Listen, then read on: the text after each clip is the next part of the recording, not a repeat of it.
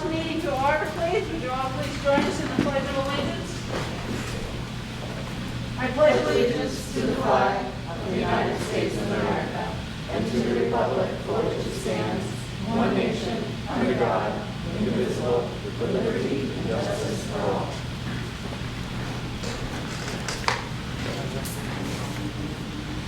Thank you everyone for coming. And thank you, Mike, for setting up our mics. Yeah. Did you leave? Okay. Joe's missing, but he'll probably come in late. And Mr. Superintendent, adjustments to the schedule or the agenda? Yes. From the original, we need to add the Zoom meeting information that was added at the top. And we probably should decide before we leave tonight whether we're going to, that was my fault, it wasn't on before because I wasn't sure if we're going to Zoom until we decide not to, or whatever. So we should know August 12th, the next meeting, decide whether or not we're going to Zoom that meeting or not. I didn't have a specific request, that's why I didn't take it off, but then I got a specific request after we set the agenda. So that information's on it, and then the other part is to add section 2 on field personnel. But number 1 is a position that was already approved at the June 24th meeting, so that person is not, so we're just going to be entertaining motion for a 3rd grade teacher at the grade school. And then we have in retirement, which will be the D3 on the 2nd page. Okay. Thank you. I'll entertain a motion to approve the nomination of Gabriel Stewart as 3rd grade teacher. So moved. Second. Discussion. Does anybody want to introduce her? I believe she is on the Zoom remotely. Oh, are you on Zoom, Gabriel? I did see her name in the beginning. Yes, she is. I don't see any names at all. I have you in the chat right now. Oh, okay. She is on there. Okay. No comments? All in favor? Motion passes 4-0. If you're on the Zoom there, Ms. Stewart, congratulations. And may you have a very successful year with us. Motion to accept the retirement of Jamie Pater, Winthrop High School, to be special ed teacher, effective July 28, 2020. So moved. Second. Discussion? All in favor? Motion passes 4-0 with a big thank you to Jamie for all the many years of service to our students. Oh, I missed something. Okay. Can we go back to number 2? So you expect to have all this information? Why don't we do it and present your information? You can do it now, Okay. begging the indulgence of the committee, not specifically on the agenda, but Yes, well, and I'm at fault for that. I should have brought it up on number 2. As, well, I am very concerned that we will run out of money. We know that we think we know we have a curtailment coming, and so I did have a conversation with the superintendent about maybe holding off on hiring some new people until at least we find out what the curtailment is. And so he has prepared some stuff that he's going to share with us right now. And I know that Mr. Ladd is also preparing to speak about that. Does that surprise you, Mr. Ladd? Oh, okay. All I can see is your eyes, and they look sort of surprised.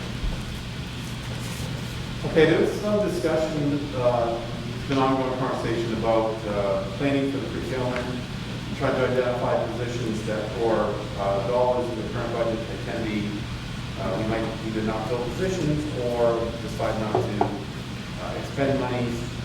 And so I've done more digging, and Chairperson Geyer has as well, spoke to Main Street Management, and I put together a list.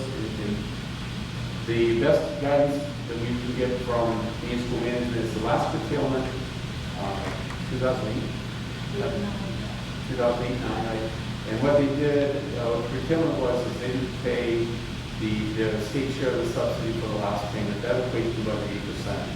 So the guidance that I was given was to take a look at what the subsidy is, with the dividing out and use that as a way to start to plan for possible curtailment. It's a little bit different than the numbers I had originally given. So that the 1 month subsidy is $371,126 based upon the 279 consistent funding document for our schools. And so therefore 1% of that is $37,130. So I use that as my baseline to start to figure out what we can save. And I have a list that I've given to all the committee members. And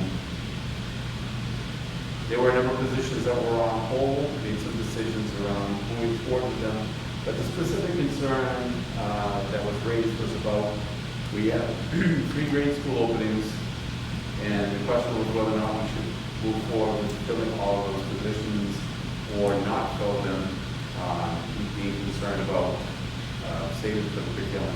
Let me just say, as of today, if we needed to save $371,126, I've identified $255,000 of that money, which leaves us needing to find $116,000 approximately to get to $371,000. So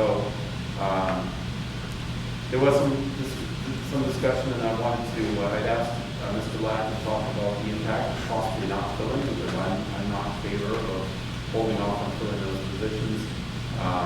But before we voted, we were going to actually have this conversation, so the committee could decide whether or not they want to support filling not just the one tonight, but look at the other 2. So I asked Mr. Ladd if he would talk about what the impact would be if he told us all those positions. And I would just say before he speaks, and maybe repeat what I'm going to say, but when I asked him, his first immediate response was, if we don't have those teachers, we'll have to increase the number of students in classes where we don't have those, and we will not be able to physically distance. Therefore, we won't be able to go to school. Mr. Ladd? Well, that was probably a little overreaction on my part, but that was my initial reaction. It would be a significant impact, particularly in light of the requirements of COVID and needing to present the 6x6 social distance, physical distancing that we're trying to achieve. So in grade 2, we have 68 students that we're expecting. Right now, if we add that second grade position, it would be 17 per classroom, which is like right on our cut line for those classroom sizes. If we didn't fill one of those positions, that class number for those 3 remaining classes goes up to 23, which to me is not a good number at all, particularly at the younger grades. And it's going to create major issues. Even if we did have a class of 23, I'd have to move them out of their classroom spaces, and we begin to start taking over spaces like the gym and the cafeteria. So it would present a major disruption. Grade 4, which is the other position, there are 62 students that are scheduled to come, which is 16 per classroom. Again, that's right at our limit. Most of my classrooms are 16 to 18 kids at 6x6. And so if we only had 3 positions, that would be 21 students per class. So it would be a significant impact on kids, teachers, and the whole school. Thank you very much. So I just want to go back and review the numbers that I have, because this is One of the things we're trying not to do, particularly with the additional stress that is going to be placed on staff, is not specifically look at supplies. But as I talked about with superintendents, that's one of the places they're really looking to go. And this is not, even though they have a lot of curtailments and a lot of tight budgets in other places right then. So it's not uncommon, and I would probably think that we would consider some sort of, but I would always refer to it as soft freeze. Some real scrutiny of all purchases that are being made, and it's a fair question to ask. Don't take away from the teachers because they're already stressed and they need whatever they can get. But I just suggest my opinion, and people can express different opinions. My guess would be that the teachers would rather have 16 kids in their class rather than 22. Give me 16 kids in my class and limited supplies is preferable to 22 kids and everything I need. Although I shouldn't say that we're not budgeting for everything they need. So it's really a philosophical question. So what I've tried to do in terms of identifying areas that we could say we're freezing to get closer to that potential 8% reduction is to mitigate how much we'd have to, how quickly and how severely we would have to cut back on the supplies. And that seems to be the same general direction of the superintendent's that I spoke to. Michelle? Mr. Washington, for your list that you put together here, one question though, has the sale of buses limited as a significant amount of money that's saved? But if I'm remembering correctly, that the sale of the bus was offsetting the cost of the contract increase. And I brought that up in our budget discussions at that meeting because after the 3-year contract is up and we're going to have a significant increase in the transportation contract because the offset from the sale of the buses was no longer going to be there. So I don't believe that $88,000 is any money that we can count on. Yeah, as I look at the approved documents, I don't think that is true. The sales agreement wasn't signed, and at the time it was signed, if you look at the budget that was approved, the amount of money for the full, if you look at the full contract, regardless of the sale, it has the full amount in there. That full amount that's in the contract is reflected in the budget. And I actually spoke to Larry about this today. The sale savings is going to be over a 36-month period, it's over 3 years. That savings was not reduced from the budget. The total amount for the cost for Northeast as a contractor is still in there. So every month we will net, I don't have it right in front of me, but we'll net a savings of approximately $7,400. And so $7,400 times 12 months, which is what we save, is what that $88,000 costs. Okay, thank you for clarifying that.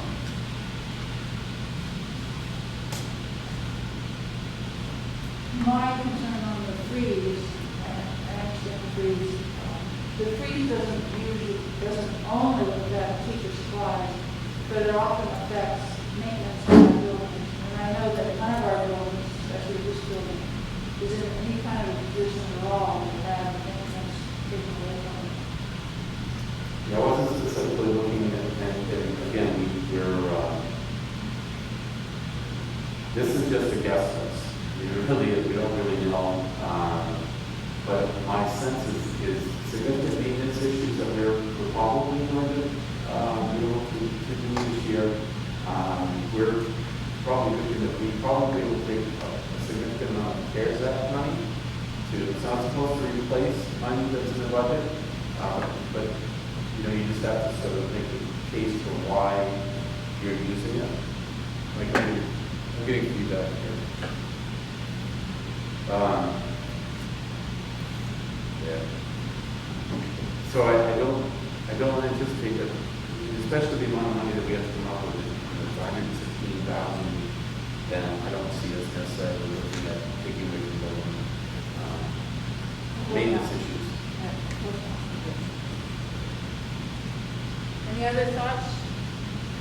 I just think this is important for us to, for you to think about, because we're hoping obviously that in August we'll have more candidates to come before you, so my sense is before someone can support that, we need to know that, that we considered what we might need to save for the county.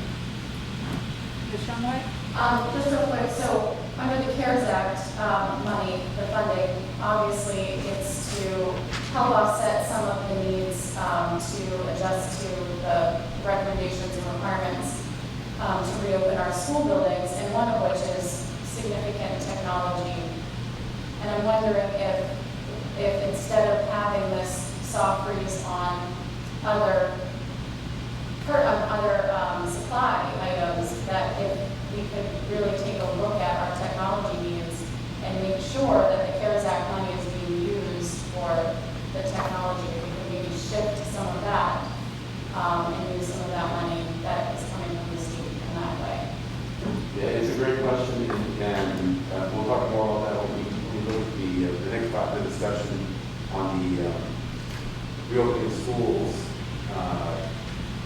under old business. But we've already kind of taken a look at that, and what we have to be careful about is, and it's the same thing with respect to maintenance, we're supposed to look at the CARES Act money as if you didn't have COVID-19, you'd be spending this money.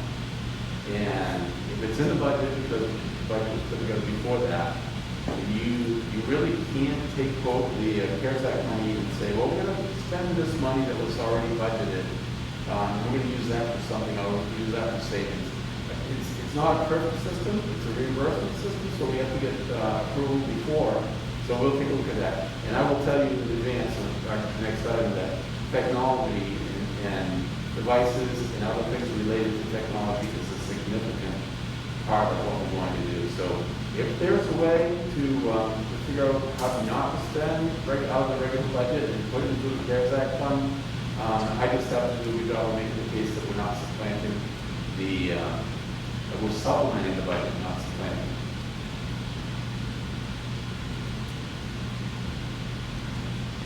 Usually we have an opportunity to hear from Mr. Ladd about what our kindergarten size is, and because of COVID, we didn't have any idea about that. We're expecting 61 kids at this point. We'll have to be 15. Right? Yeah, you said 61 full houses. Cool. Thank you for that opportunity. Yeah, I didn't do a very good job of remembering it first.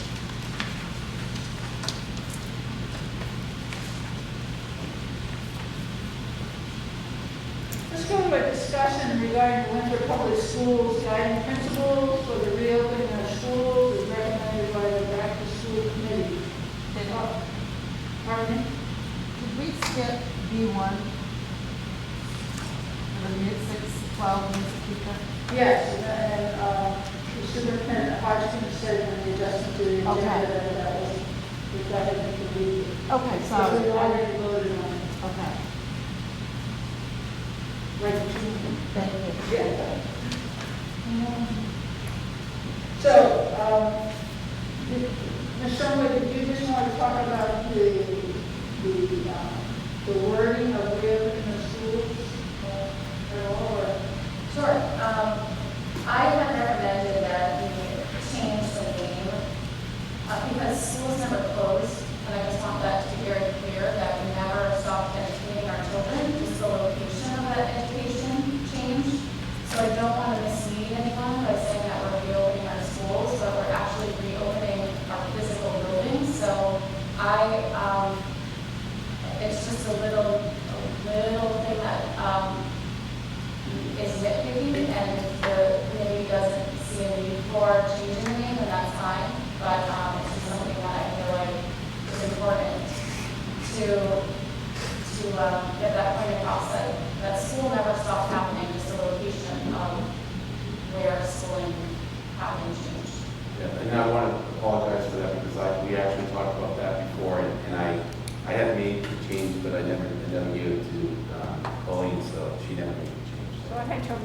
So noted. I had trouble hearing you. What did you suggest that it be called?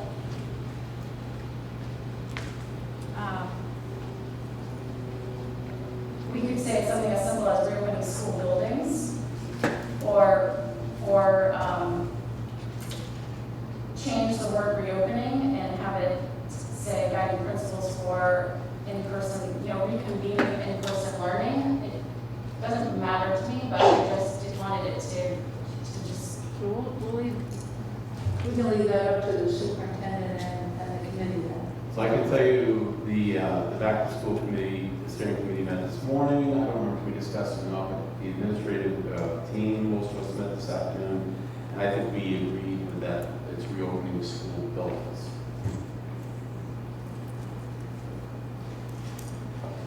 Mr. Superintendent, do you want to take it from here? No, good thing. Okay, I don't really know, I feel like this is all I've talked about all day, and probably it's a long time.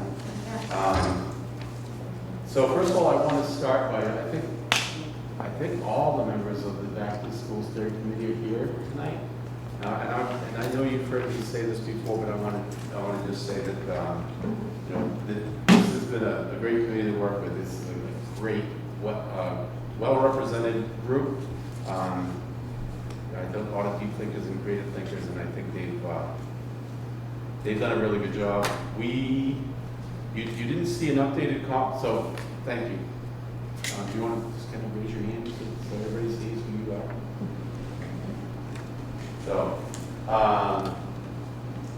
So we met today, and you had received draft copies of both the long form and the short form. And we in our committee meeting today, we only really got through the short form. So what we're going to hopefully ask you to do, once we've had some conversation on both, is to essentially approve in principle. Or you can approve the short form as, whatever changes you make tonight. But I want to have a discussion about the whole reopening school buildings, and then make whatever motions we need to approve both what we've agreed to and other things that might need to. For instance, one of the things that's on here, sorry, hiding from the mic, is about the recommendation of the start date for the school year.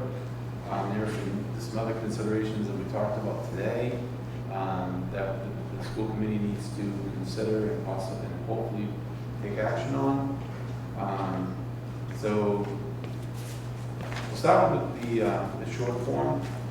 And one of the things that I had sort of shared was, there's a lot to this. The framework is really huge, and in the long form it has the framework and then the implications for Winthrop Public Schools.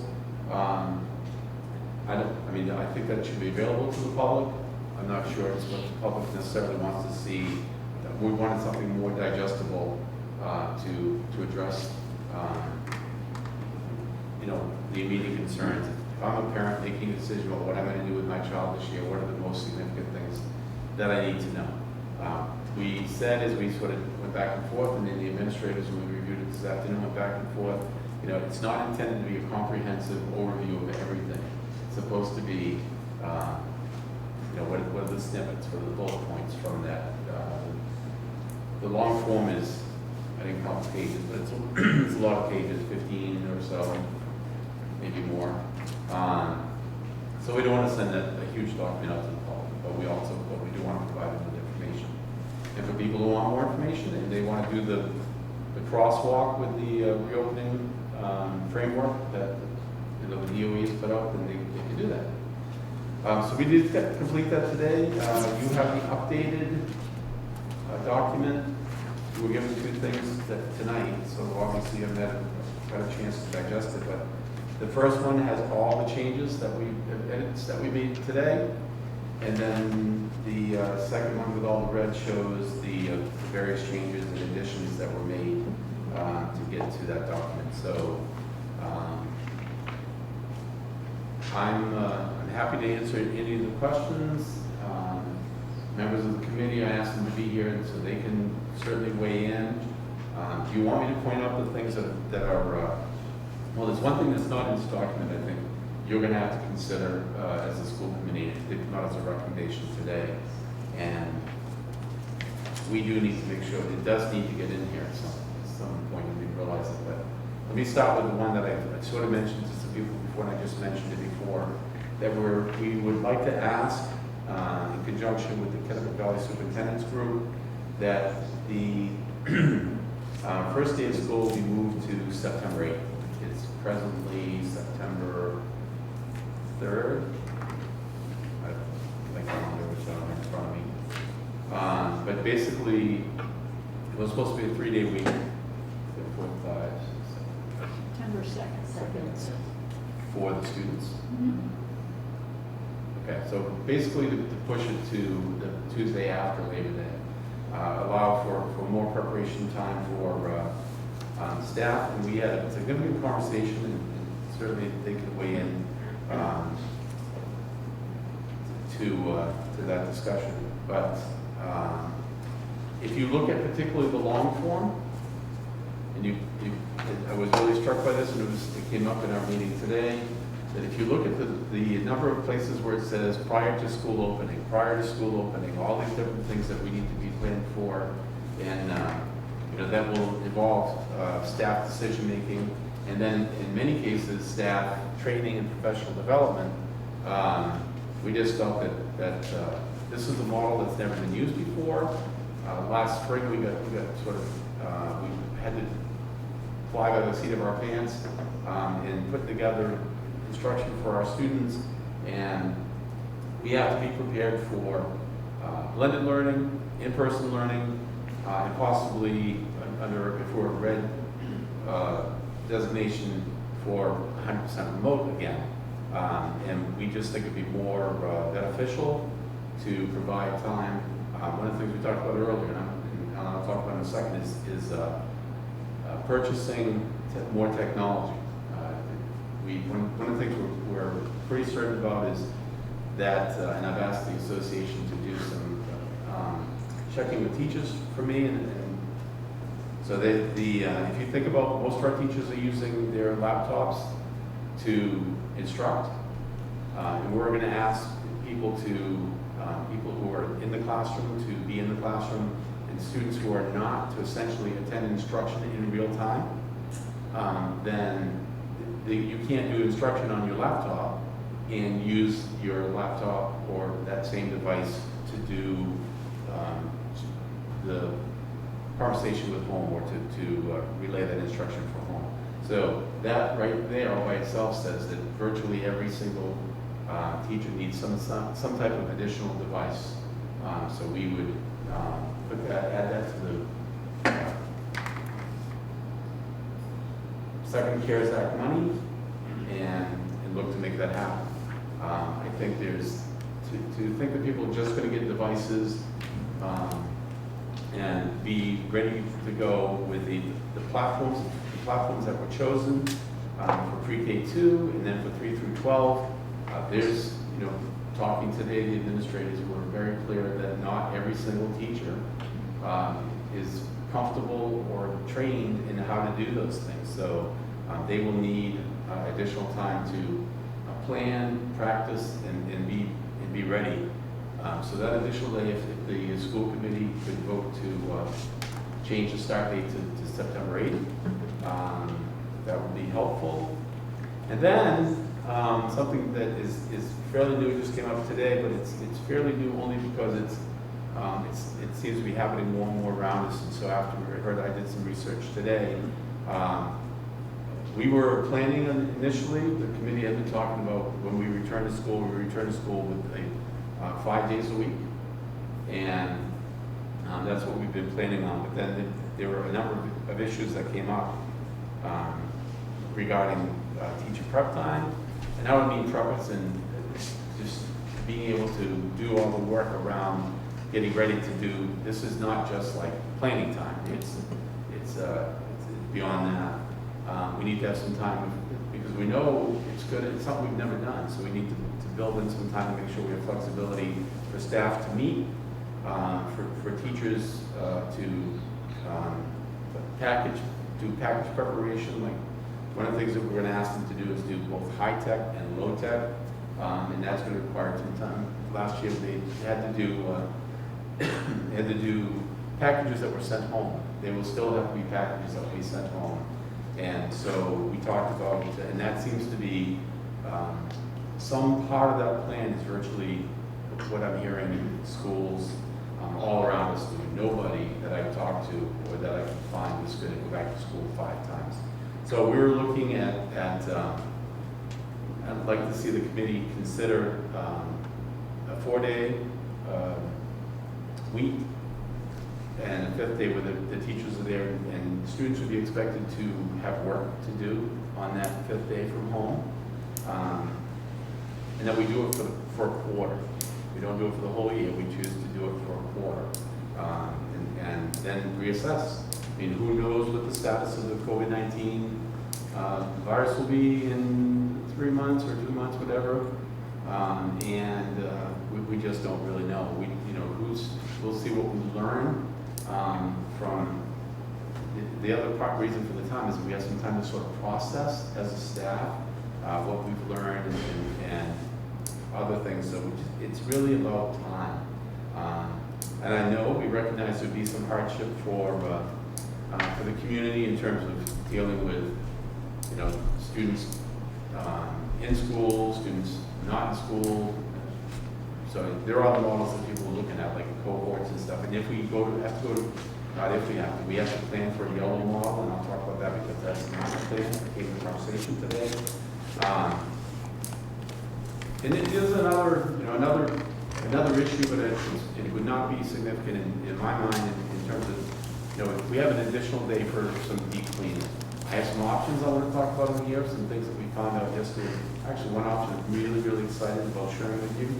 That came out from Mr. Ladd and I walked through the grade school with the gentleman from Siemens, Tom Seekins, and they have a very exciting project that I think I'm glad that we seem to be a little bit ahead of this, and we can get this product because I think it's going to take off, and all schools are going to want it.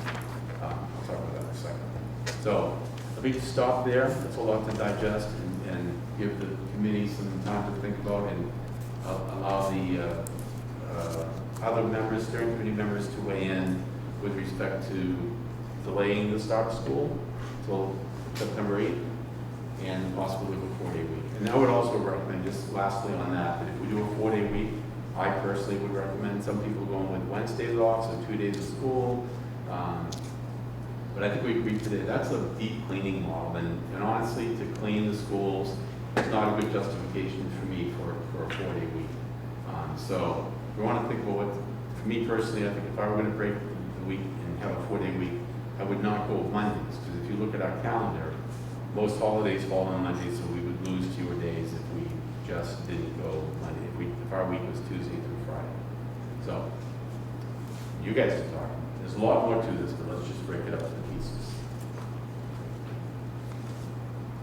Strike it? Just want to make sure, okay, that's really bad. Just question what happens to those, if we delay the start until the 8th of September, is the state still willing to waive those student days? So we don't have a definitive answer. Commissioner Bacon hasn't said that, but she's certainly has indicated to people who have asked her directly that she's going to be very flexible. And if you look at some of the models of other schools, and a lot of people are sort of doing this, she seems to be very willing to consider a waiver for schools that are delaying the start. And I didn't add this, but I should say that the schools that are all saying that they have support for doing this are all the schools that are sending to the Capital Area Technical Center.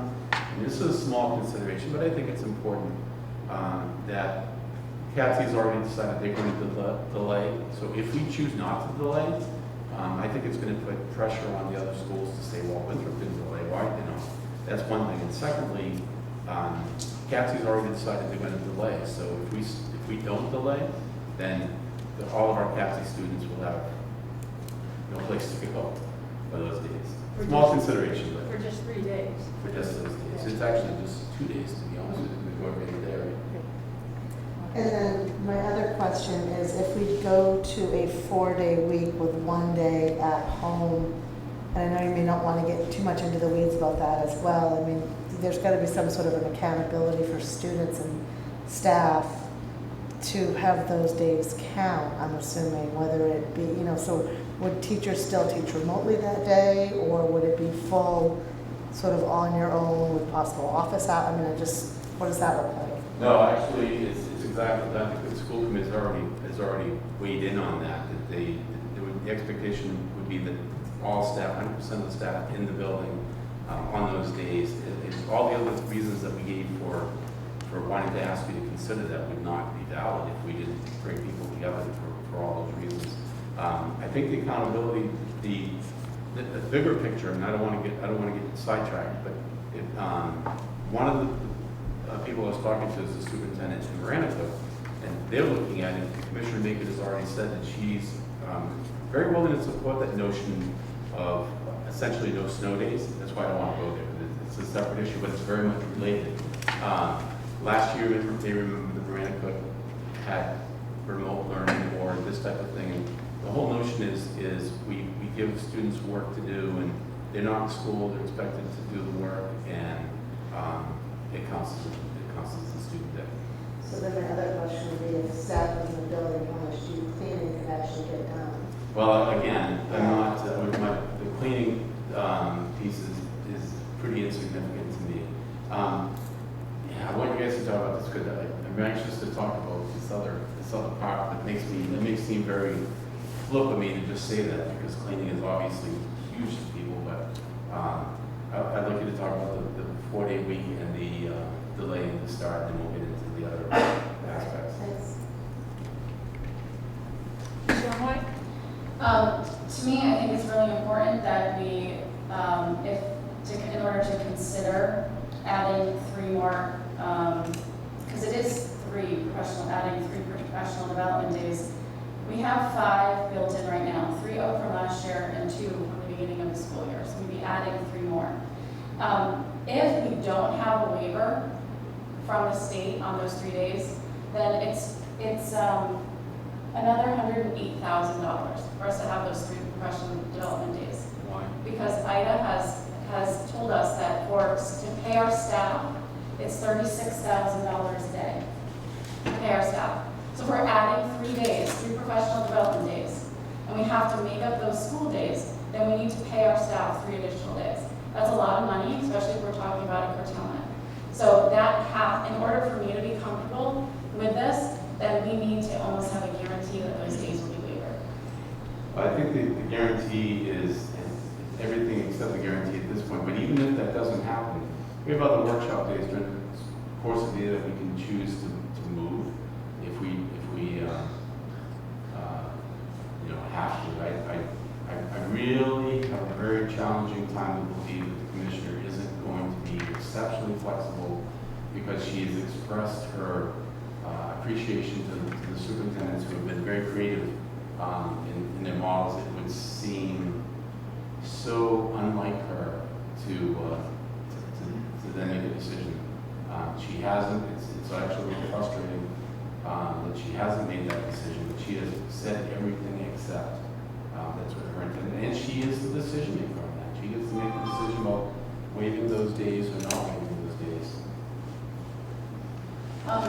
And the second part of that for me is that because we already have 5 professional development days, it would be extremely helpful to me in order to justify 3 additional days is to have those 5 that we already have built in, have agendas for them and see what's being accomplished on those 5 days in order to justify 3 more. Because when I look through the framework in terms of topics to include for professional development days, and yet there is a lot, but if a lot of it is planned out ahead of time and the training is happening, it seems like to me that this training can happen within those 5 days. And obviously, I don't know how to share with the committee anything other than it's the consensus of the superintendent's group, because in all of them in the same place, other school systems did, I don't know, followed your lead or just had the same idea and they carried days forward. So they're looking at 8 for a lot of them that are doing it. And the just providing the professional development and then say, okay, you've had the training, you're good to go. We talked about that a lot with the administrators today. There needs to be the training, then there needs to be essential. It's the same thing as good teaching. You train, you practice, you kind of walk through. We need to think about things we talked about today, things like students passing in the hallway, and those physical things. That'll be done before any of the workshop. That's nothing. That's not even that. But it really is about asking people to practice with the stuff that they're going to be expected to do and to plan. One of the things we talked about today is really, I think, is really critical is we have to plan as a staff. What happens if, and they didn't get a chance to do this last spring, but we're asked to prepare for a green, yellow, and red. Our plan primarily focuses on, from my perspective, it really focuses on the blended model, which feels most like a yellow model. And we can explain, we talk about more about the differences and what we need to do differently in the long form to make it purely a green, yellow, red. But we know that the possibility of changing from if we're green, which Dr. Jen pointed out today that we did not, I mean, that could change overnight. And so we need to very quickly go from being, say, green to yellow. And that's a plan we have to put together. That's going to take some time to do pretty well. And you know, I don't know. I guess I feel like it's more involved than you know. That it's not just about having the training, and it's about having the practice and try to be as thorough as possible. So. And it would even be, we're going to, Monday and Tuesday of next week, the administrators are at our retreat. One of the things we'll be looking at is planning those workshop days, but we already know. We haven't put them down on paper yet, but we already know that there's a significant amount of work to do. And I think the consensus of the Kennebec Valley superintendents is the more time we can get, then the better off it is. And it's not terribly unusual. I don't know. It is for this part of the state to start after Labor Day, so it sort of felt very naturally for, some of those schools had not said. So I mean, they were like, begging, please let us start a little bit later, because there were some schools that didn't carry over days, and so they please give us, these days. Other schools that were have already carried over, 3 to 5 days, are saying that we absolutely can use them. I think you may recall that last meeting I said that without anybody talking about any specific dates that came in our last meeting, there were people talking about taking more time, wanting more time. I threw 10 out. 10 was a random number. And when we came back, they were like, no, we need to get started as quickly as possible. I guess the last thing I would say from our perspective, and it seems to be the direction that we're getting and the committee has worked is, could we do it in 5 days? I don't know. I think so. 8 days would make it more comfortable, and so I think if we're going to err on the side of caution. We can be better prepared in 8 days than we can be in 5.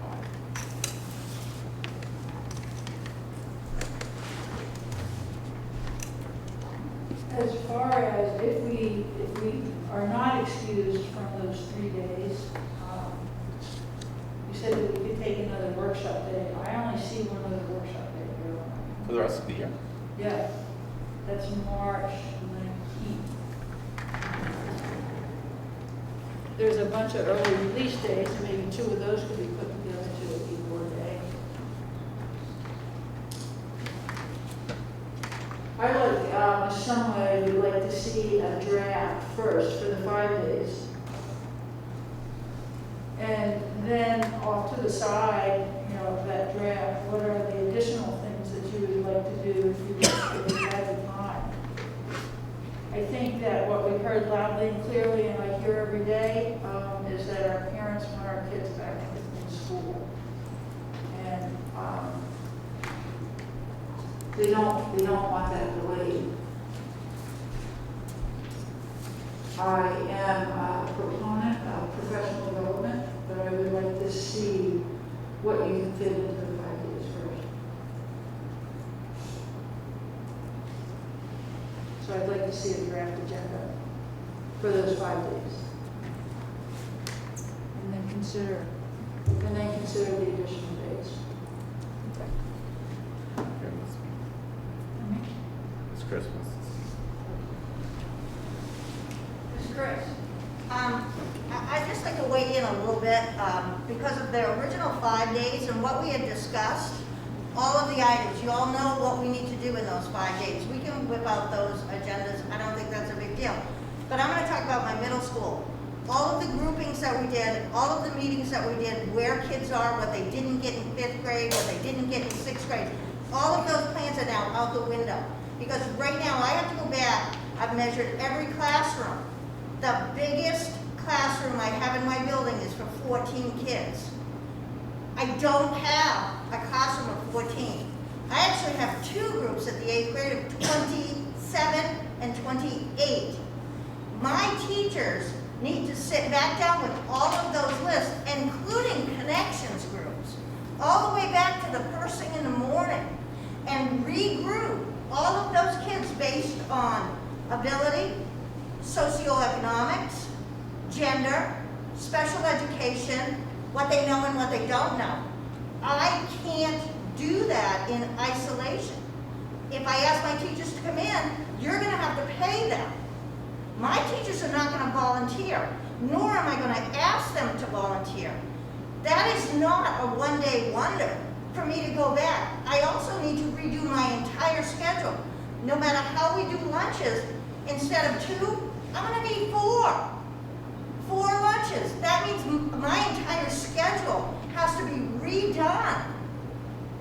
I can't do that in isolation. I can, but I'm going to make half of my staff go crazy, and by the end of week 2, they're going to be asking for leaves. I need help. I am one administrator, 200 kids.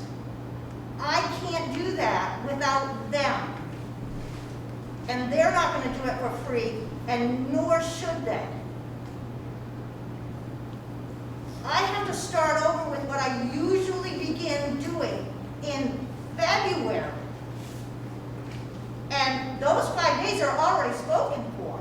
So unless we give up Trauma Informed, Google Classroom, Google Drive, Google Meet, Google Hangout, Seesaw, how the traffic pattern is going to work. When are we going to do that? Are we just going to have kids and say, 1, 2, 3, 4, 5, 6, 7, room 2? That's not effective, efficient, or quality education. And I don't want it to happen on my watch. Thank you, Ms. Chris. I guess, and to ask, to have those days, we can do that, but we're going to look at it on August 12th. The other part of consideration, we talked about it today with the administrators, was whatever we do for opening staff, we can't bring the whole staff together all at the same time. And that's a small part, but it takes what was half a day. Well, I didn't even know that I'm done here, but generally it's a half day other places I've been. To take it to a full day or a day and a half, probably more like, probably can still squeeze it in a full day. That includes entertainment from yours truly, but we'll save that for later. But in all seriousness, the 2 things that I absolutely know that were already planned that happened, well, one happened before I came here, and I was asked if, one of those extra days could be set up for the trauma, what's it called, trauma? Trauma informed, that's the word, thank you. Schools. So that one training, which was going to happen for 100% of the population in one spot at one time, now has to happen for a divided number of staff because we can't meet with more than 50. So it's gonna have to happen in at least 3 meetings. So it's gonna happen more than one day. So I don't think, I'm not unhappy, I'm not unwilling to look at the, to give you the agenda for those days. But you're not gonna see it or make a vote on it until August 12th. And if you don't think that's too late to make that change in form, I don't think it's necessarily too late then that we could do that. I think what you heard when Karen was speaking, and what I'm saying also is that we spent, it's your job, hold us accountable, so I have zero issue with that. But I think we are very confident that our students and our educational system would greatly benefit from the opportunity to be better prepared for something we've never done before. And so we'll do that. Dr. McConnell? I just want to put a plug in for students for a second. I've been meeting with the health team, including guidance, and we're identifying students that we know are going to struggle with the change, with the social distancing, anxiety about the virus. And one of the ideas that I had was that we contact those students and family or guardian or support person to meet with them for an hour before school starts. And again, when could that possibly happen in those 5 days? I had a kid with a lot of anxiety. We always made time. Teachers always made time, but it was hard because they were so busy. So, you know, a special ed student who may have some struggles to be able to see their teacher, see what their teacher's going to look like, sound like in a mask, a face mask. Older students with anxiety, what's it going to be like, yada, yada, yada. I can see that time also being very, very important for both students and families as they're trying to get their kids back to school. I don't think anybody disagrees the place kids need to be is school, but I think if we try to do it too quickly, I think we're going to be in trouble. And I think there was some news reports a week or so ago in the South where kids were going back to school and how much they were struggling the first few days because there wasn't enough planning that had been done. And I'm hoping we can learn from some of that. Thank you. Mr. Petrosky? If I can remember them all, I think there are 3 things I would mention. One, it appears that the governor today is okay with expansion of groups from 50 to 100 people. Outside. Well, that was the second part. The first part was a room large enough, which means about the size of current places like Kohl's and Walmart and everything. You can have up to 100 people in there. The second thing was try to have them outside because there are some studies which are showing that this is a good place to hold those affairs. And I agree with that. So this may give us enough. Secondly, I'm very concerned about having what is needed to give our instructors the skills to teach remotely. I mean, that's a frequent thing. You saw it on the surveys. I mean, many people perhaps have talked to you, but they're very concerned about the fact that some people just were thrown into this, and I think they did an admirable job. That's the first thing. But the fact is that they're hoping that they'll come back with some training to be able to teach better classes in a remote setting. And it appears to me that we have to prepare for that without any question. And my third thing, and Jim, you may be able to answer this, but do you think there's additional money to pay for these additional workshop days? I understand what Kristen is saying, but it appears to me that they're going to be giving the schools money to spend on training, planning, that type of thing. That's from what I'm reading. Yeah, I'll have a better understanding tomorrow. It's one of the things, and I think I mentioned, I know I mentioned it to Chairperson and Vice Chair. CARES Act, the second round of CARES Act, we already have identified the first round, and there's some parameters around that. The governor has released half of the second round of CARES Act money. We're sort of struggling with some particular guidance around that, but yes, there'll be some money.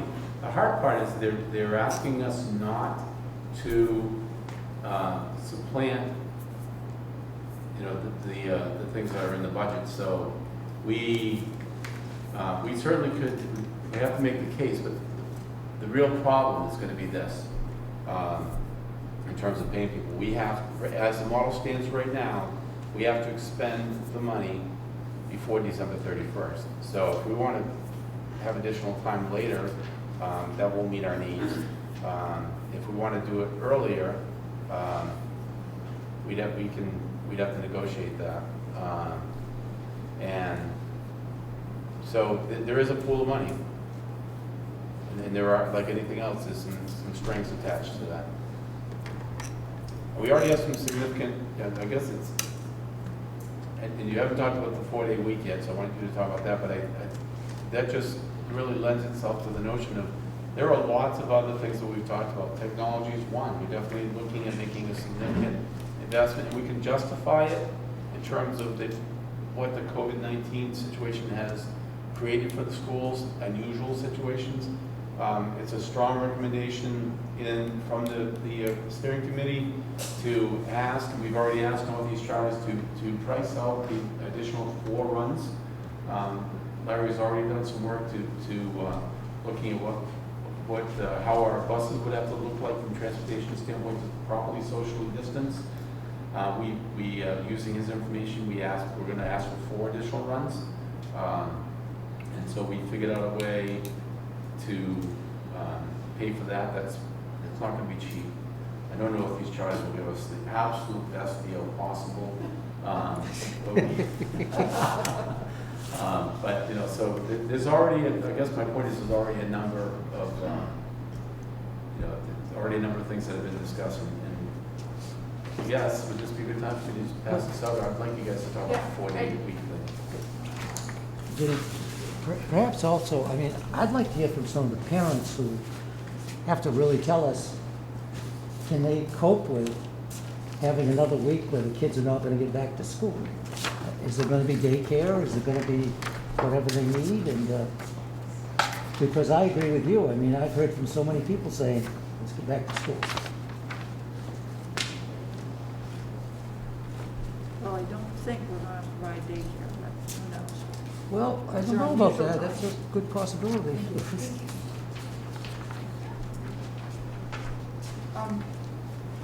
Can I just get back to you?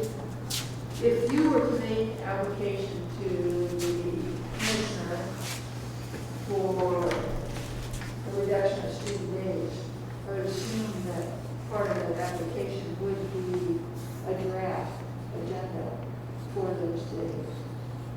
You think that's an accurate statement?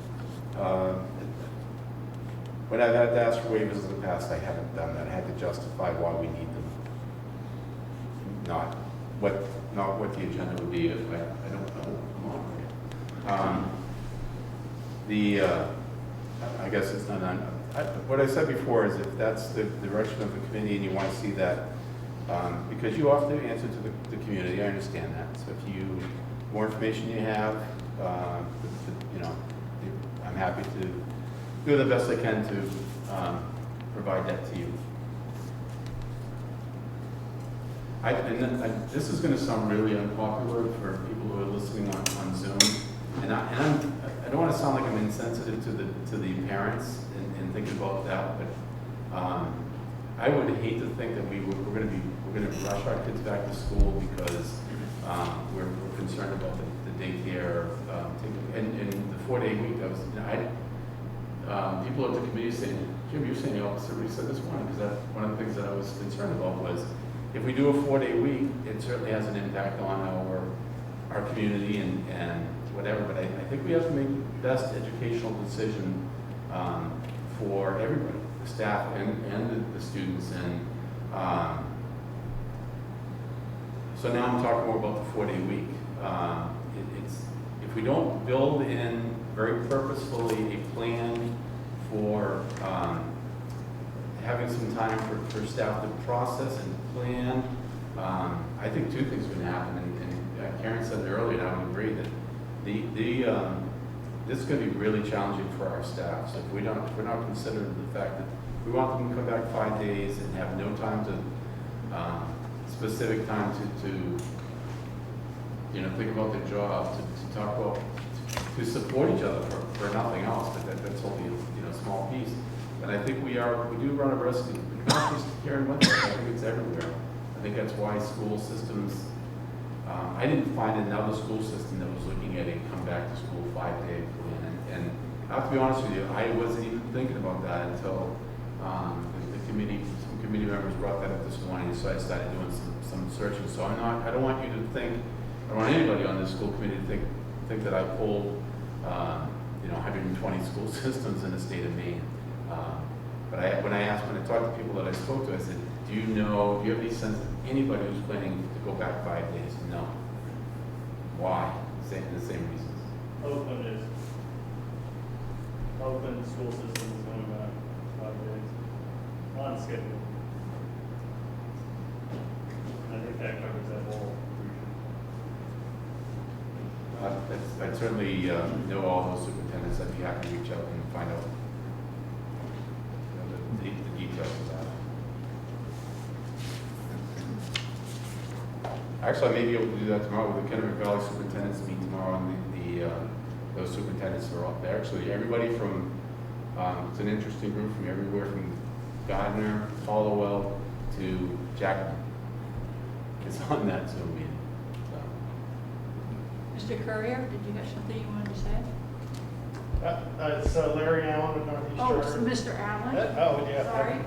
No worries. I know that you moved on to the 4-day week, but my job is logistics, and I'll load as many kids on a bus and I'll go anywhere in the district you want me to go. The problem that you're going to have in these buildings is all of a sudden there's a new component where you have to maintain social distancing, and I don't know how you're going to do that on day one with 400 kids coming in with as much planning as you can put forth. You're going to have your whole staff together and walk through all of the daily routines and find out where the choke points are.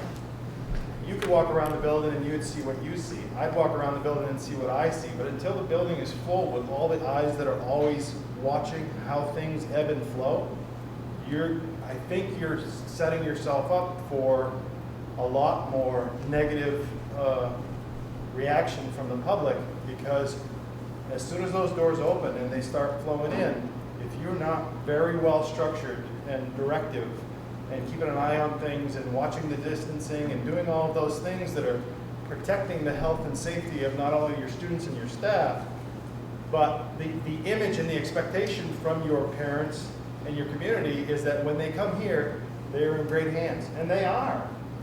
But the focus on, you know, being prepared for in-classroom learning, outside remote learning, those types of things, those are huge considerations, and that should be 95% of your time. But that 5% of the actual flow of your herd in and out of these buildings throughout the course of the day and the multiple lunch periods and where are the problems, you have got to put eyes on that.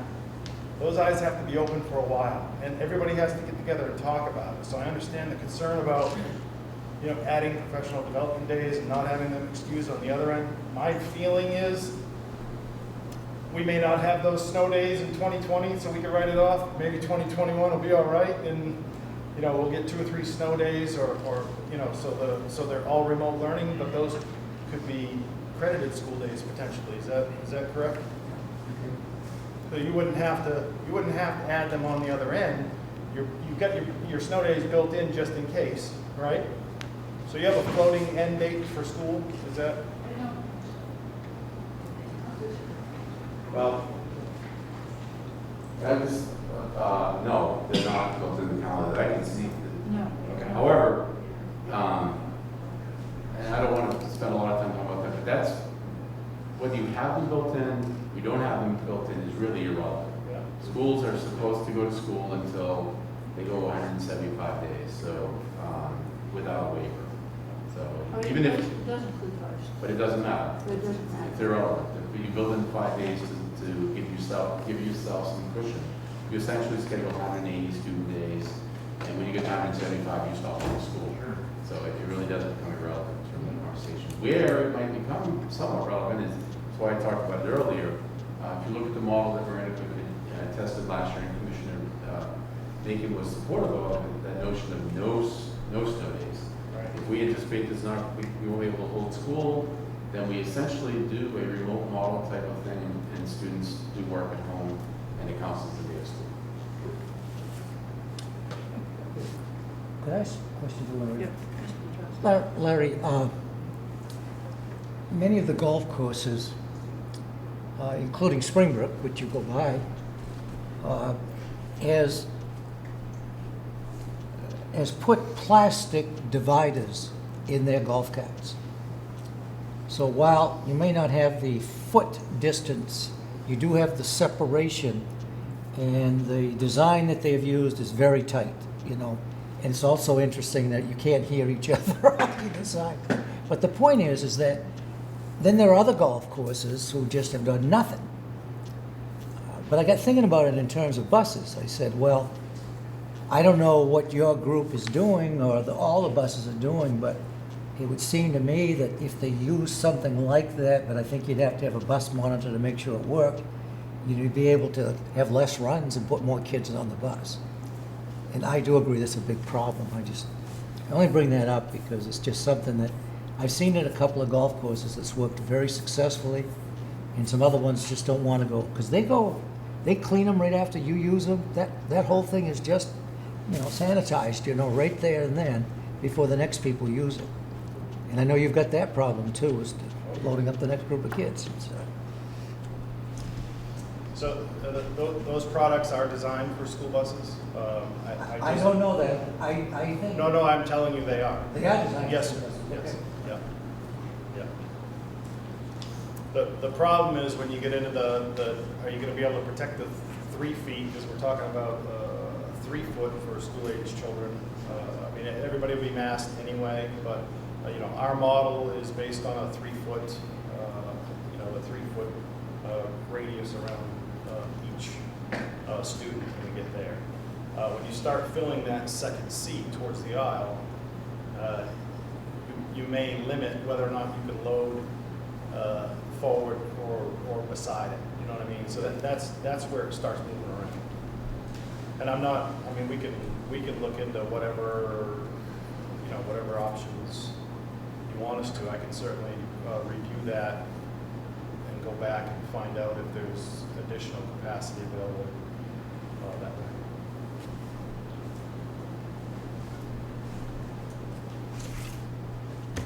Again, I don't have any problems with the 4 days, but the 5th day is actually a planning day every week for the teachers to get ready for the rest of the week. So the teachers will still come to school? Yes. Okay. Yeah, and Joe, I don't know if you hear what we said this, but it's, there still would be an expectation, particularly with the planning, that that there would be work for students to do at home. Now, obviously, we don't have a lot of control over whether they do or don't. Yeah. But I think more importantly, there was sort of a sense of not just planning, but about processing. Because particularly as we do this, we'd like to think with extra professional development, all this type of stuff, we'll think of everything. But as Larry said, Dr. McConnell said earlier, these kids are going to come in, and we don't know. We're going to go. We will plan and we will prepare, and we don't know what we're going to encounter. We have the possibility of changing color, which means we might have to change the way we do business. So I think for us to build in, again, purposefully, time for staff to work together. It isn't just about if I'm teacher A that I get X amount of time to prepare for my class. That's important. But it's also about looking at the entire staff to say, all right, guys, how is this week gone? What have we learned? What do we need to do lunch different? Do we need to do moving around the hallways differently? You know, that's all those types of things. We won't know until we actually do it. And we were talking about for the quarter, by the way, not for the whole year. Okay. Would you state your name, please? Yeah, that is correct. The 5th day, is that going to count as a school day? How are you going to count as a school day if the teacher that you're contacting the students? Yeah, it would count as a student day, and it's but again, that isn't technically the question writing. Right, they have to give you a definition of what a school day is. Yeah, so in the same way that Winthrop used that same type of model to count their snow day as a school day, Commissioner Nate has already said that she would support that. That's basically what why people are looking at this model. There's other things that are going on that we haven't done. For instance, some people are already starting with cohorts, and so the students will go to school half a day, 4 days a week, and I'm like, God, this seems like a better option.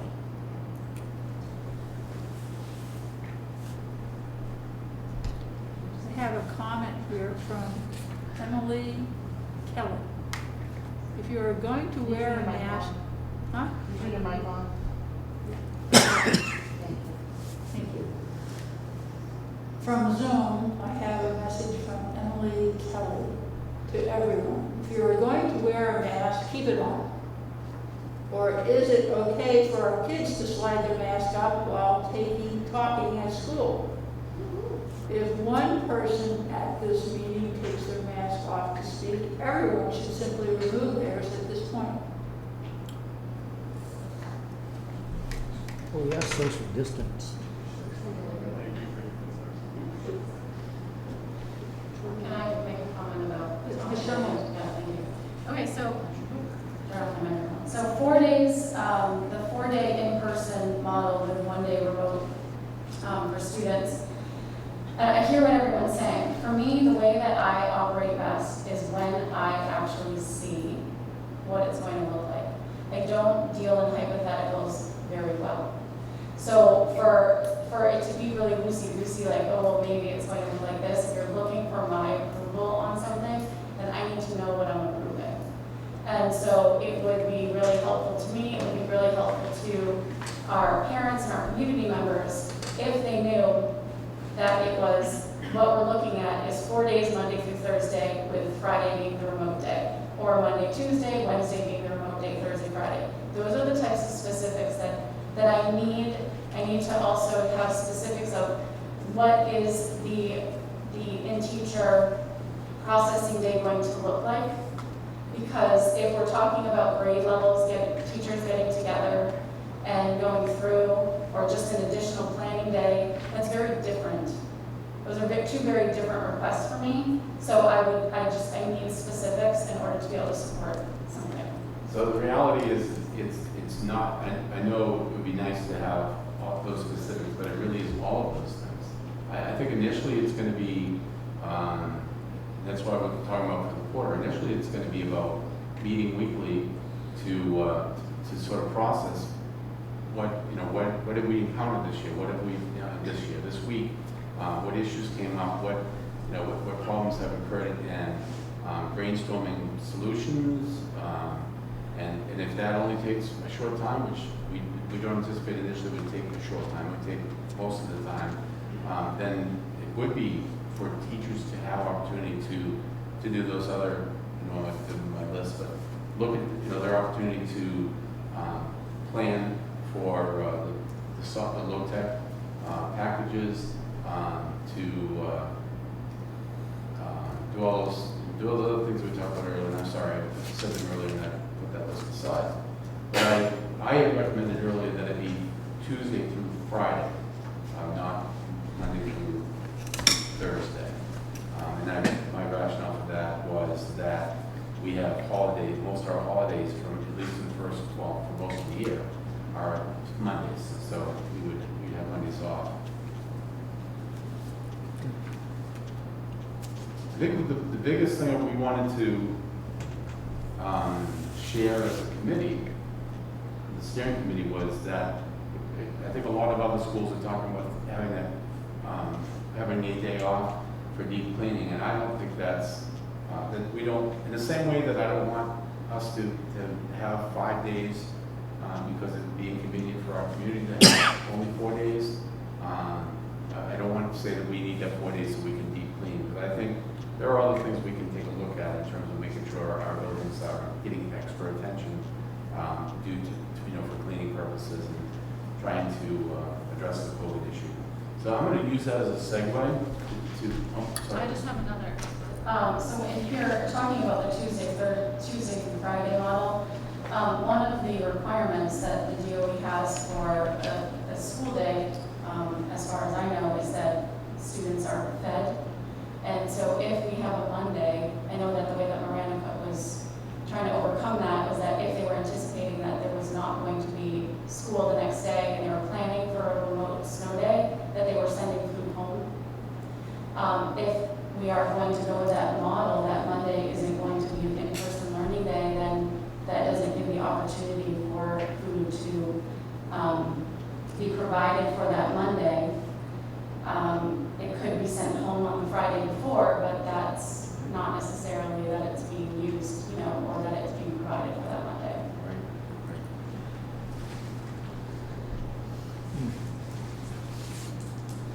So I'd like to take this opportunity to just talk real quickly about this. Yesterday, I mentioned Tom Seekins from Siemens came up and walked through primarily the grade school with Ms. Vlad and myself, and we're looking at a number of different options around ventilation and air exchange and things that are a concern.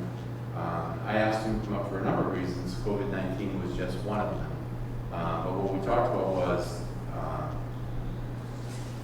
what's out there now to address the issue of the virus in the air. Is there any sort of sense of what to do to renew the air or clean the air so that we have less of an issue with the potential of virus lingering in the classrooms?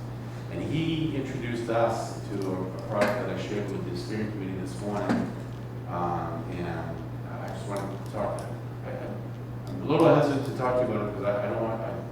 I know about 1% of this, and it's much more that I don't know. But I trust Tom Seekins, and the documentation he sent me was very compelling. And essentially, it's an O2 ionizer, is what my term, but it has to do with emitting O2 into the classroom. It's not a chemical. It's ozone friendly, which I guess depends if that's a concern to you or not. But essentially, the research on it showed it's not their product, so it's not like something Siemens is just pushing because they created this product and they're trying to sell it. It's not their product. It's an independent lab that tested it and somebody else who created it. But essentially, for all of our classrooms that have univent systems, you can attach this device to it, and it emits what he referred to as positive ions into the air. And the positive ions will attach to not just COVID-19, but any other viral, anything virus in the air, and it kills it. And there's no, there's no like extra cleanup that you have to do, in terms of.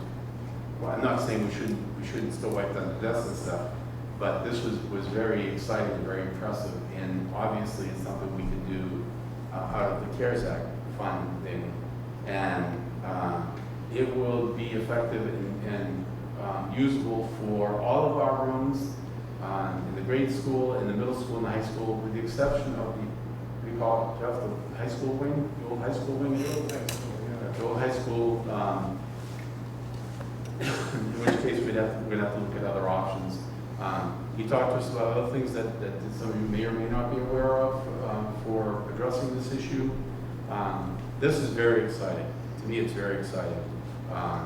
Essentially, you put it on you install it on your univent system, and it does that, and it's been proven to be absolutely effective. Still doesn't address hallways, but it does affect classroom spaces or any space that has a univent. The other options are, and some of you are aware of it, and I know our cleaning contractor has whatever the tool is that you need to spray. There's a mist that you can mist the room, and within 20 minutes it supposedly kills all the viruses that are there. That's a chemical, so we have to think about whether our parents are going to be thrilled about the notion of putting chemicals. Those chemicals will kill the COVID, but who knows with the other responses. So. It's probably a very viable option. It may be the option we have to go to in our rooms so we can't put this other type of thing in. And the other option that he spoke to us about is ultraviolet light. Apparently ultraviolet light will also kill the COVID virus, but it has to be line of sight. So if you have a desk or a table or a person, and there's a virus on the other side of them that doesn't get, the ultraviolet light doesn't reach, that's ineffective. So I'm pretty excited. For me, it's a game changer with respect to thinking about, we can't guarantee, we've said that, but I think for us to be able to maybe come back, schools are a little safer. I like their documentation. It says coming back with confidence. I think that's pretty exciting. I'm really confused. Maybe Dr. McConnell can help me out a little bit. I read up on the ionizers, and they will attach to anything living. So your bacteria, that's great, but for the virus, it's not a living thing. And it doesn't seem to work on the virus. So otherwise, the hospitals would have them, and they don't. So maybe Dr. McConnell can help me. Along with the ultraviolet, hospitals would be installing it if they could, but it hasn't proven to be that effective. So the ionizers are not what I'm talking about here. The O2 thing is not. So I did give Dr. McConnell the documentation to look at today. She certainly can speak. But I would say that hospitals are using this O2 product. Yeah, hospitals are using this one. This is it's an O2 primer, and it is it works differently than the ionizer that you're talking about. It's two different systems. So ORs are using this for molds, bacteria. Viruses are living things, but they have a different outer core. Oh, yeah. Right, so they're made up of different, and they're made up of RNA strands instead of DNA strands, and blah, blah, blah, blah, blah. But I looked up a little bit after Jim talked about it to us this morning. I think that the key is what's it going to cost. But I think it would be a great choice. Okay, good, thank you.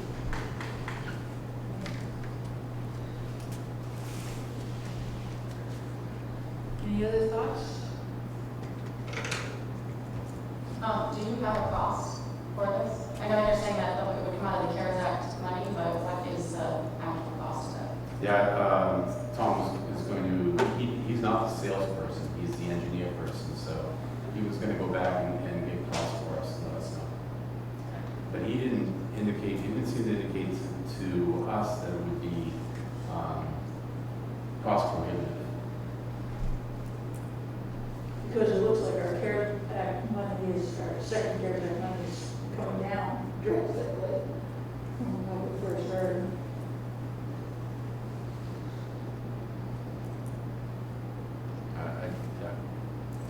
We're still looking at a pretty sizable chunk of money. Oh, I'm not going to do that.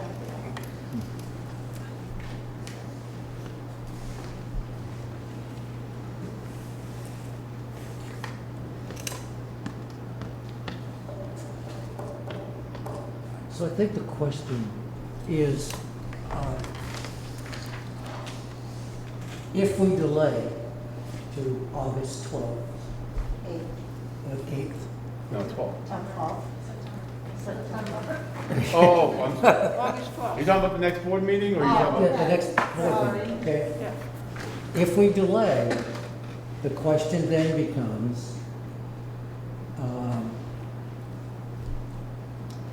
do we give enough notice? Can we get things done? Or do we have a portion of it that could be approved tonight?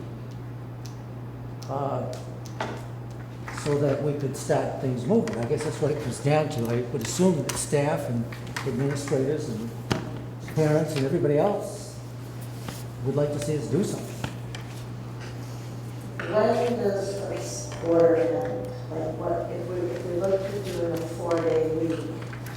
Because because I'm just thinking from a teacher perspective and, you know, if we're doing a dual platform, you're still gonna have to send learning packets home. You know, when is that all gonna get done?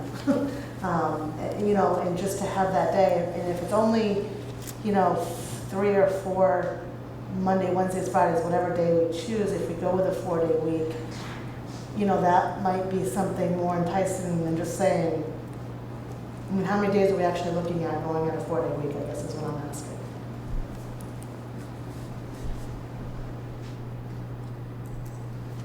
We talked today about, and I didn't put this calendar together, I'm still looking at where the quarters. No, the quarters are on here. Because not all of our buildings do quarters, middle schools we do thirds.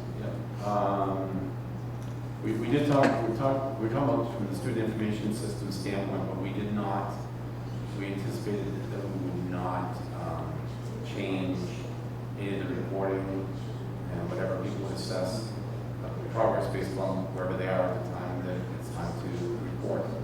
And again, you know, Janet, more than anybody, that quarters, trimesters, semesters, whatever, there's nothing really magical about that.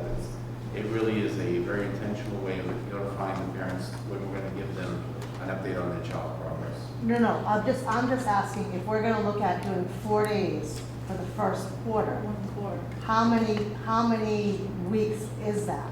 How many, like, 4-day weeks is that? Yeah, I don't have the quarters on here, but again, that doesn't change my answer really, in that it would be wherever they are at the end of whatever's already listed. It'll be a shorter quarter, per se, but it's they're gonna make that adjustment. I mean, hypothetically, let's just say we really find it's working, it's really necessary, and we continue beyond the first quarter. It really just tells us a time when we're going to report out where students are at that time. Okay, Does that make sense? no, Let's simplify it. But basically, if we add the additional 3 days, how many more, we're taking a week out. Is basically what we're doing. She's talking about 4 days. So it could be up to. like, it's the first quarter end in November, Well, I'm So we're looking gonna at- say 10 weeks. okay. But if it's on a Monday, how many holidays fall on Mondays? But I'm gonna say 10 weeks, Okay. just about. Then 20, 30, 40. Yeah, I'm sorry not to answer your question. That's okay. I'm not. I just did. It's I'm used to seeing the quarters on here, but I'm still missing the intent of your question. My question is, because you said about just doing 4-day weeks for the first quarter, and then looking at seeing if we want to continue that. When does the first quarter end? How many 4-day weeks are we looking at? November 6th, I believe. No, okay, thank you, okay. I think it's the 6th, don't quote me, but. Right, and that's fine, I'm just, an estimate would be great. Trying to find my email. Sorry, You say November I think 10 is 6th? still. I want to say the 6th, but don't quote me. I'm trying to That find would it. be about right in Okay. terms of looking at counting the numbers. So that would be 10 extra days. Well, minus the holidays that fall Right. on Mondays. So you lose one in October. Oh, the Columbus Day. You just would lose one in October. Yeah, that's it. Something there. One, That's after quarter you closes. just lose one in October. So you have 9 extra days. So I think I need a motion here. I have a couple of questions to clarify. So if we're altering our calendar, do we need to, if we're talking about the CAPSI schedule, do we need to have that, that day that the students are at home? Do we need that day to be coordinated with the other schools in order to accommodate our CAPSI students? So that's one question. The second is that as, if I'm remembering correctly, that we had built in half-day Friday professional development once a month. So are those now going away? So are we completely altering our calendar? And again, that calendar has been approved and by CAPSI to make sure that we have so many dissimilar days. So these are all questions that haven't been answered that make me a bit wary of approving this. Yeah, we have 3 early release days before November 12th.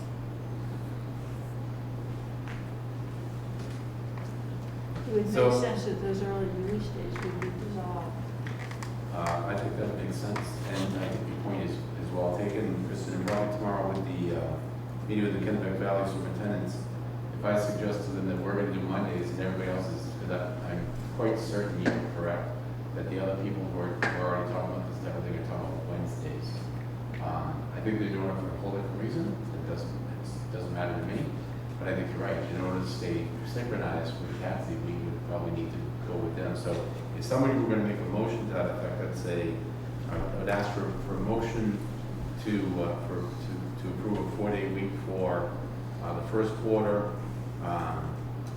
with the day coordinating with the CATSI schools, so that we're not off sync with them.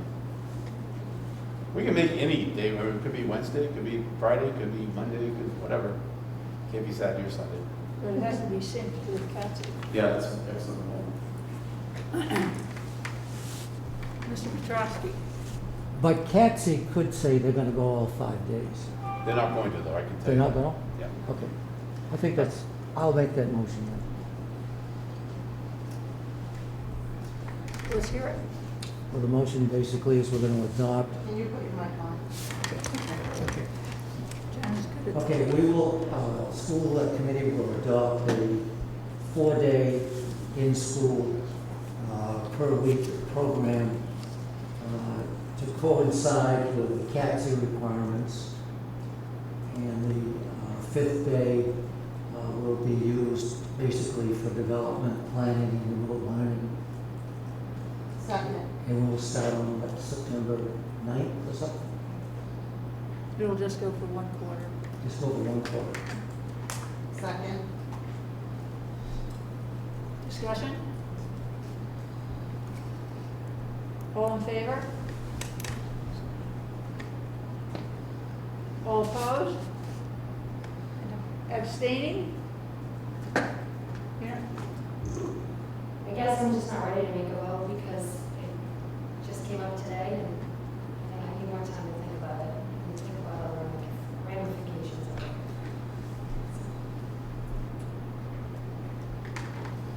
So that's an extension. I don't think she can abstain. She has no real reason to.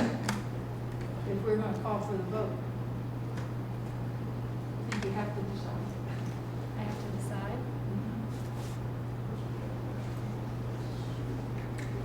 But I guess I'll go forward then with the teachers. motion passes 4-1.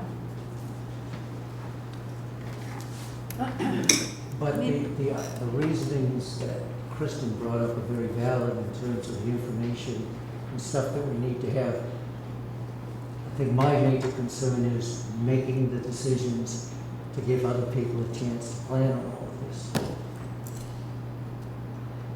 Right. So the other part that I'm hearing some direction from the committee, I don't think it takes a specific recommendation, is we're not going to act tonight on the delay to September 8th. You want to see a draft of what those workshop days will be used for, and hope to get that to you ASAP, and then we hopefully can vote on it on the 12th. Didn't Joe's motion say that? My motion actually covered that portion. I'm assuming that, I'm assuming that we will still bring all of the issues up on the 12th, and we can take individual votes on specific items, okay? I think the important thing to me, as I said before, was give them a date certain. This is what we're gonna do, we're gonna delay it, we're going to school, and we can start planning and doing that. Okay, I apologize, I did not hear that as well. I didn't hear it either. No, I heard a 4-day week. That's what I voted on. You said, And September 8th. he said 4-day week, Yeah. 1 day for planning, remote learning will happen, and school will start September 8th. He said September 9th, and then it was corrected to September 8th. Sorry, I would have voted against it. I don't. That's what I meant. She caught me. So, I don't know, that's your decision in terms It's a mess. to rescind that, but I think I guess what I'm asking, and I'm feeling that we've got some pretty clear direction from the committee of things that you want answered for the 12th. I guess theoretically speaking, you could reconsider the vote if we don't provide you with satisfactory answers on August 12th. You can change your mind and rescind the vote, or you can change your mind and rescind the vote now. I move to rescind the vote, why can't You can do it because you voted in the affirmative. You did? I move to rescind the vote and divide it up, one vote for the 4-day. Can you one- turn your, I can't hear you. I move to rescind the vote and divide that motion up, the motion on the 4-day and the motion on the delay to the September 8th start. Second. Discussion. All in favor? All opposed? Motion passes 4-1. Okay, Joe, would you like to make a motion about one or the other? I'll make a motion that we start planning for a 4-day in-school program, with the 5th day basically being used for planning, remote learning, etc. Second. Discussion. I'm just going to reiterate that it's very helpful when we're making important decisions like this that we have all of the information, all the specifics provided to us at the time of the meeting. And we're talking about adjusting the calendar, so it would be really helpful to have specific dates, specific information, because what this is going to do is going to go out into the community, and we're not going to, it's going to be very ambiguous as to what that first quarter looks like. What is the 4-day week going to look like? When is that 4-day week going to end? And so for those reasons, I don't feel like that this is the right time to be making decisions like this, because the information was not provided to us in order to make those decisions. It was a surprise.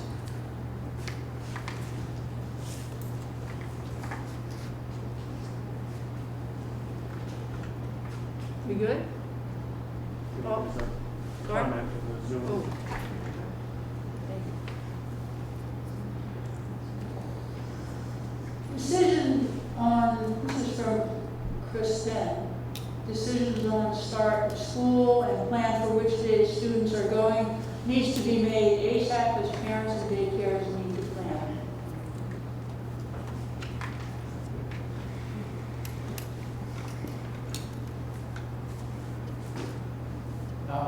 I'd also, I guess I'd like to, I'm not sure what specificity, to me, the ambiguous thing is what you had brought up, Kristen, about the alignment with Kathy, and in Joe's original motion, maybe you want to amend this one, it has to talks about that being in conjunction or simultaneous with Kathy. I think whether it goes in a motion or not, there seems to be the intent and would be the way I would carry that out.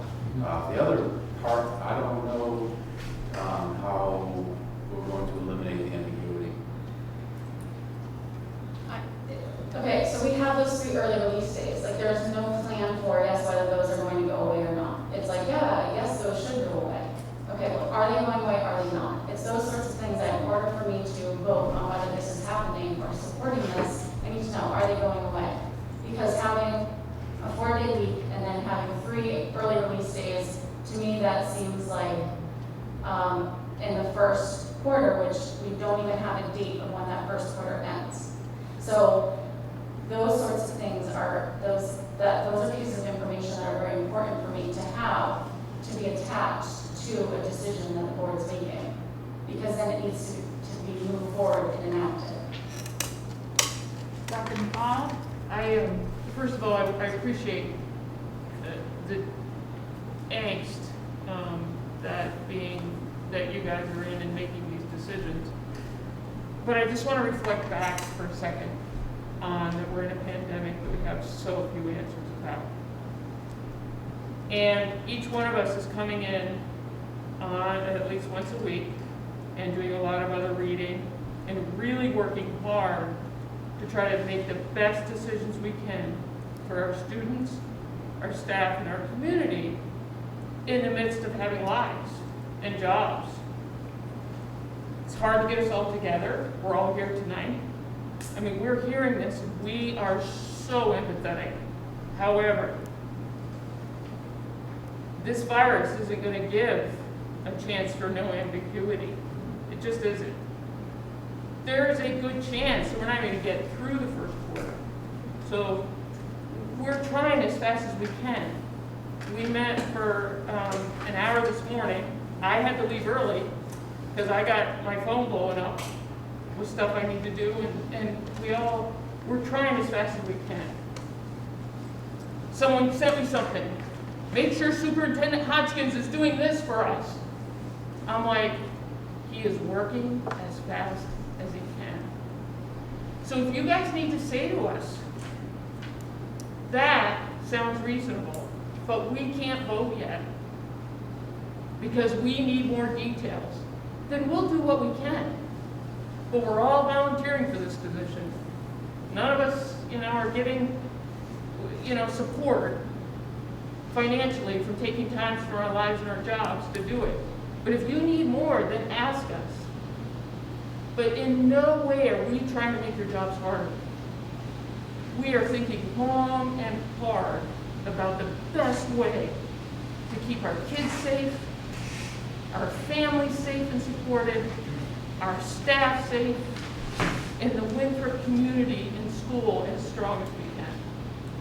And I can't tell you how many. I bet you every single one of us has had dreams about, and I know you guys do. I'm not belittling what you're doing. But if you say, that sounds good, but bring us more details, then that's what we'll do. But then change your vote, what you're voting on.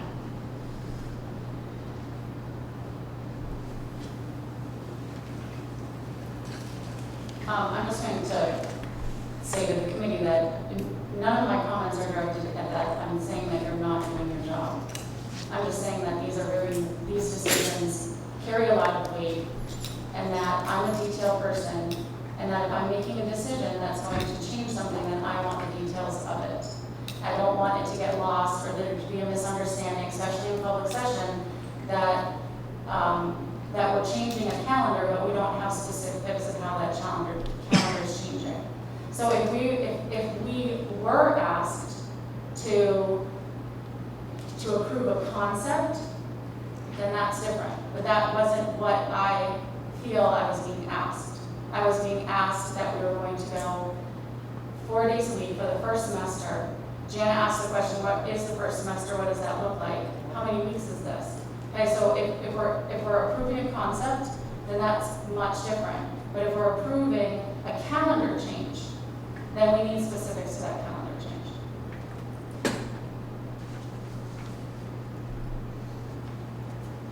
Mr. Pataki? So some of this is the lack of me being more specific on the motion, but if the person who seconded it, did you second the motion? Yeah. If you wanted to withdraw, I would present a little bit different motion Okay. to cover She's some of okay these with that. things. Okay? You're okay with? So I'll withdraw my second. Yep. Okay. And then you're going to reword your motion. I am going to read my motion. Okay. My motion is that we take a position tonight that we are going to move towards the creation of a 4-day-a-week in-school program and a 1-day-a-week program devoted to development, remote learning, and anything else, which could include deep cleaning if it was needed. That at the same time, we would also coordinate our schedule with CATSI, and that we would also eliminate any early release days for the first quarter as so defined at the April at the August 12th meeting, whether it be 10 weeks or 11 weeks. That they come back to us with a set schedule. Yes, yes. So, I mean, that can all be, I think, worked on and developed in such a way, and after your meeting with the superintendents, you'll have a better idea if this is a tremendous problem that I happen to agree. I think we all got to do it the same days, regardless of what the purpose of it is, because Cat sees the thorn in this thing. Do you think you can read that back, Chloe? No. I'll try. Move towards the creation of a four-week, 4 days. 4-day in-school program and 1-day week devoted to development and remote learning. Coordinate our schedule with CATSI and eliminate any early release days, and that's where I'm kind of lost. Oh, wait, in the first quarter, which will be defined at the August 12th meeting. And that The first definition quarter is will be really defined at just, the August 12th meeting. is it the 6th we're going to end or the 12th? It is the 6th. I confirmed in the system. The date is the 9th. It goes to the 8th, but the 6th is a Friday, so the 8th is a Sunday. So, and that's what was given to me by the building principals I just put in the system. Okay. Okay, that's basically what my motion would be. Okay, that is awesome. Second.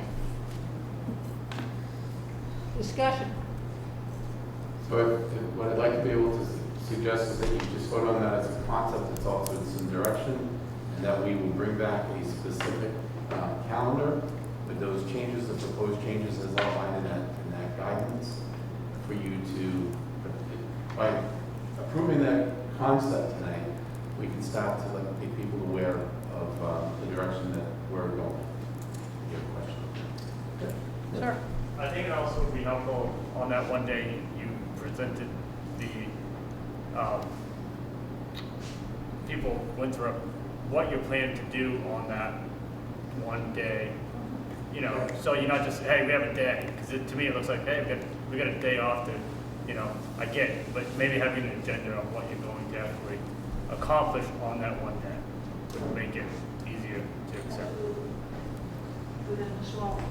So related to that, and something we talked about, I don't remember if we talked about it with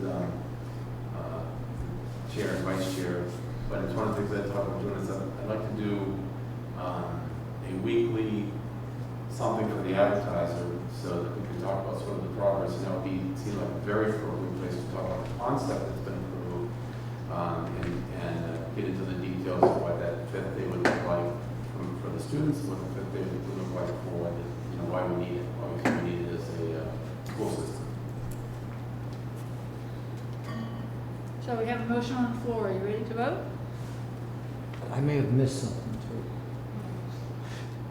We could do this as an amendment too, but we still have open. Nope, you just turned yourself off. Okay, do we still have open the additional days going? That's going to be a second motion. Well, that's going to be, we'll take that up in a Okay, minute. that's okay. Let's get this motion. Yeah.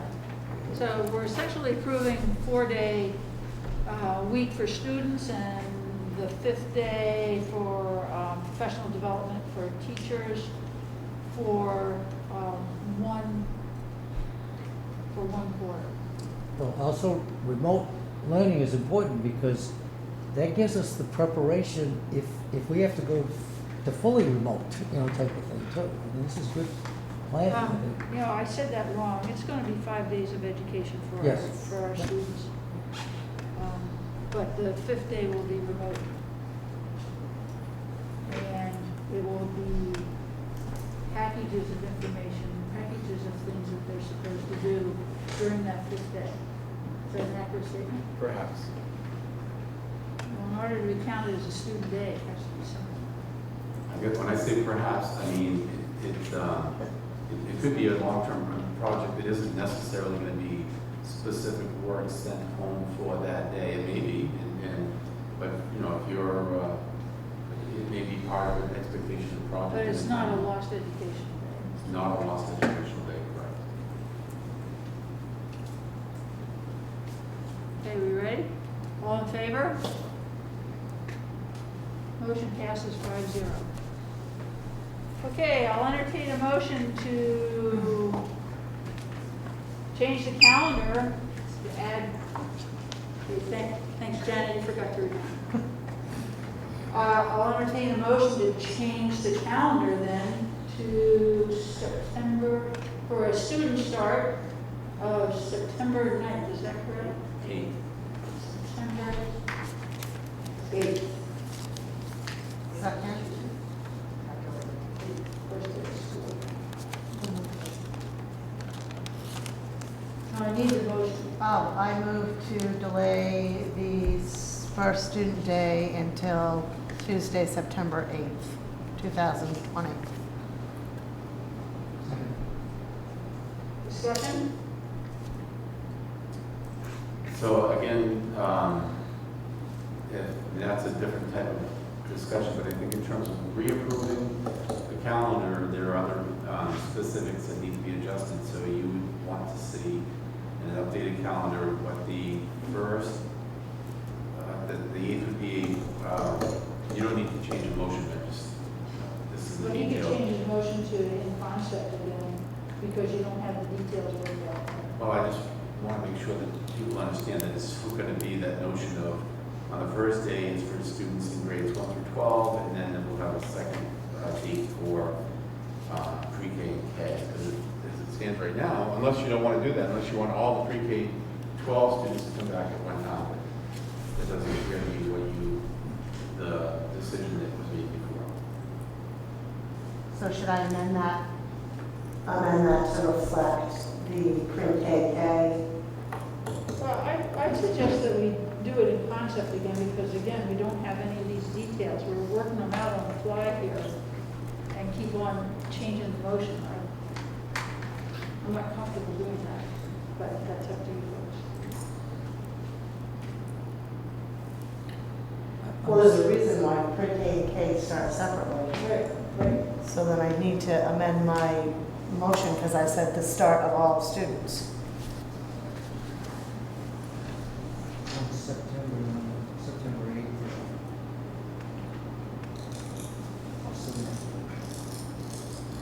I think we've discussed the new concept. I mean, I think the record should show that we discussed the possibility that there will be 2 days opening. And adding 2 days. And It's a 3-day delay, right? So can I amend it to delay the start? of the I'll withdraw my Okay. motion. what are we going to do with the new teacher workshop day? We'll hold it on the day that it's on there, and we'll do stuff with the other staff that doesn't necessarily involve them, and it doesn't, They won't need it? we'll schedule it so they don't. Is that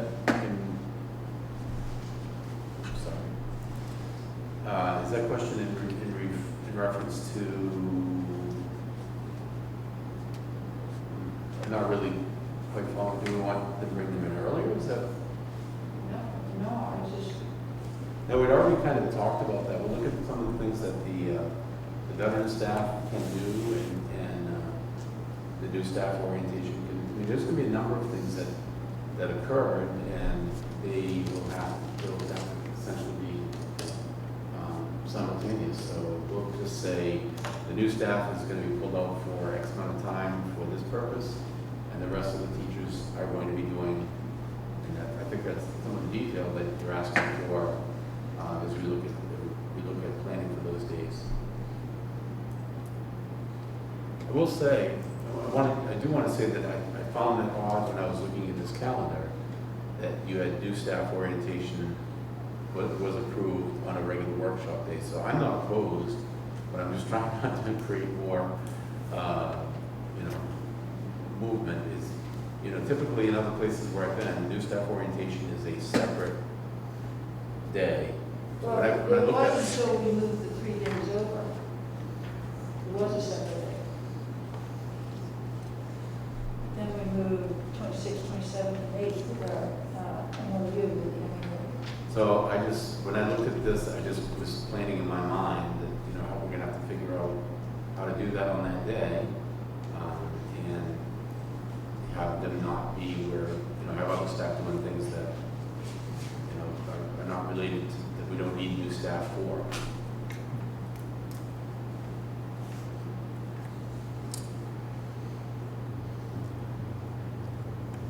So So- can I, She'd like to make a Can new. I read that motion? You didn't amend it? No, he I rescinded. withdrew the motion. She's gonna now restate the motion. Hang on one second. Yep. Sorry. Ginny, can I just ask that the start of school be delayed 3 days, or no? If that's what we're looking for ultimately, and that would move everyone 3 days. you could, you just added 2 days, right? 2 days? Added 2 days. You're adding 3 days? That's 2. I don't have a calendar in front of me, sorry. No, you just said, Wednesday, Thursday, and Friday. Wednesday, Thursday, Friday, so you're adding, adding 3 days. And Labor Day is the 7th, that's why it's. Correct. I think we should probably say 2 days. School will open. Yeah, but it's not opening for all students, that's the issue, because pre-K and K. It'll open the 8th and 9th, open. Something like that. Friday, that Friday before Labor Day, is that a holiday or is that a school day? Right, so it's 3 school days. Right.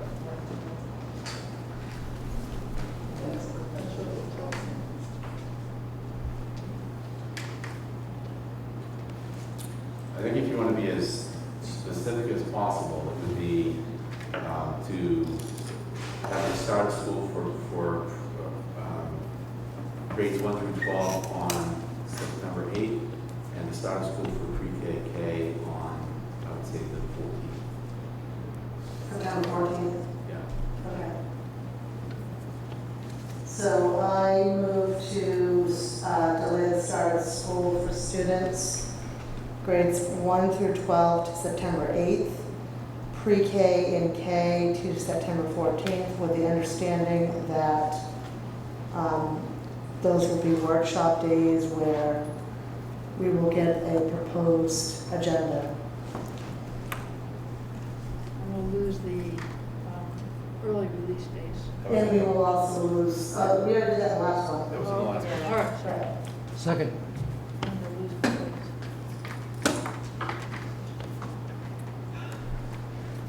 Any further discussion? All in favor? All opposed? Motion passes 5-0. Shoot, we're in trouble. If you're okay with it, Yes. Madam Chairperson? yes. So I'm still looking for some direction with respect to the drafts, because as we talked about before, is I'd like to get these out to the public as soon as possible. As I said, we made some pretty significant changes, or edits, I shouldn't say changes, we didn't really change concept at all.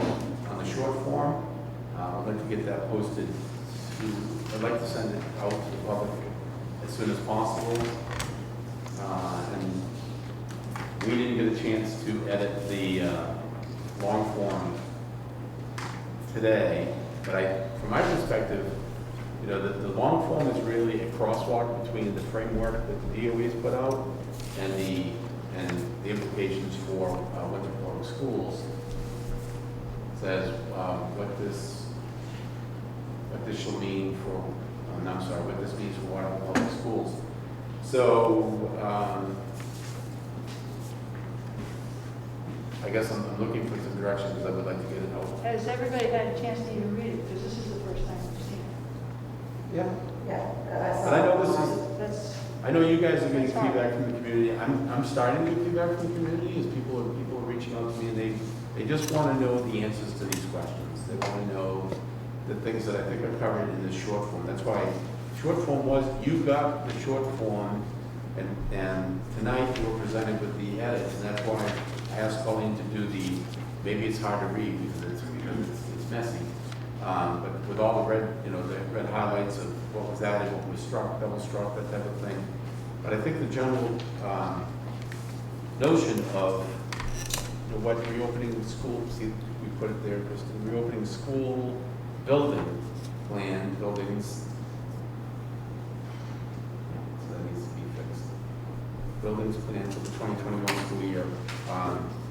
This is what I think people, these are the questions I've been getting asked.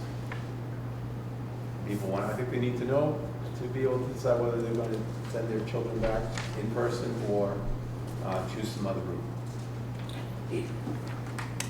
Do you have a question about the short form? I do.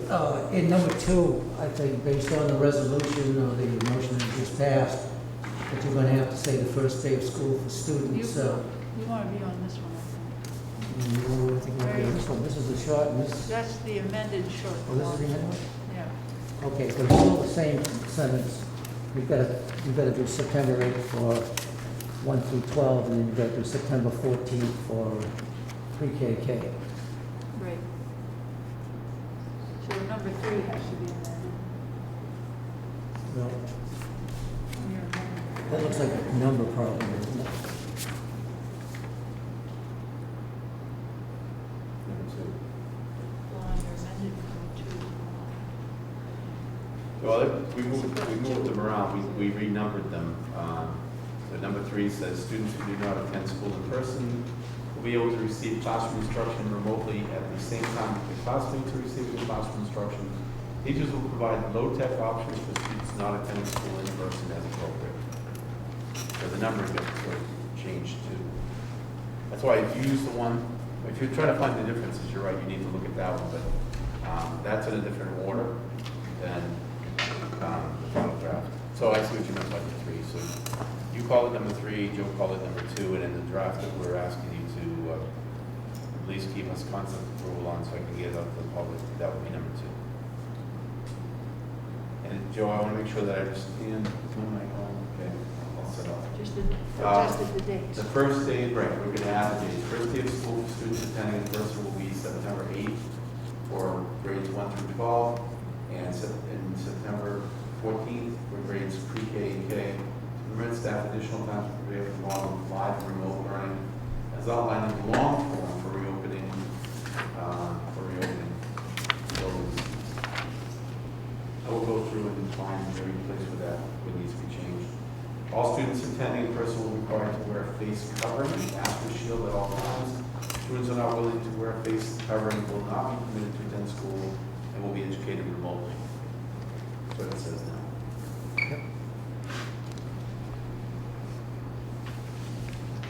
So I need a motion to approve the Winthrop Public Schools guiding principles for the reopening of schools as recommended by the Back to School Committee as amended. So moved. Second. Discussion?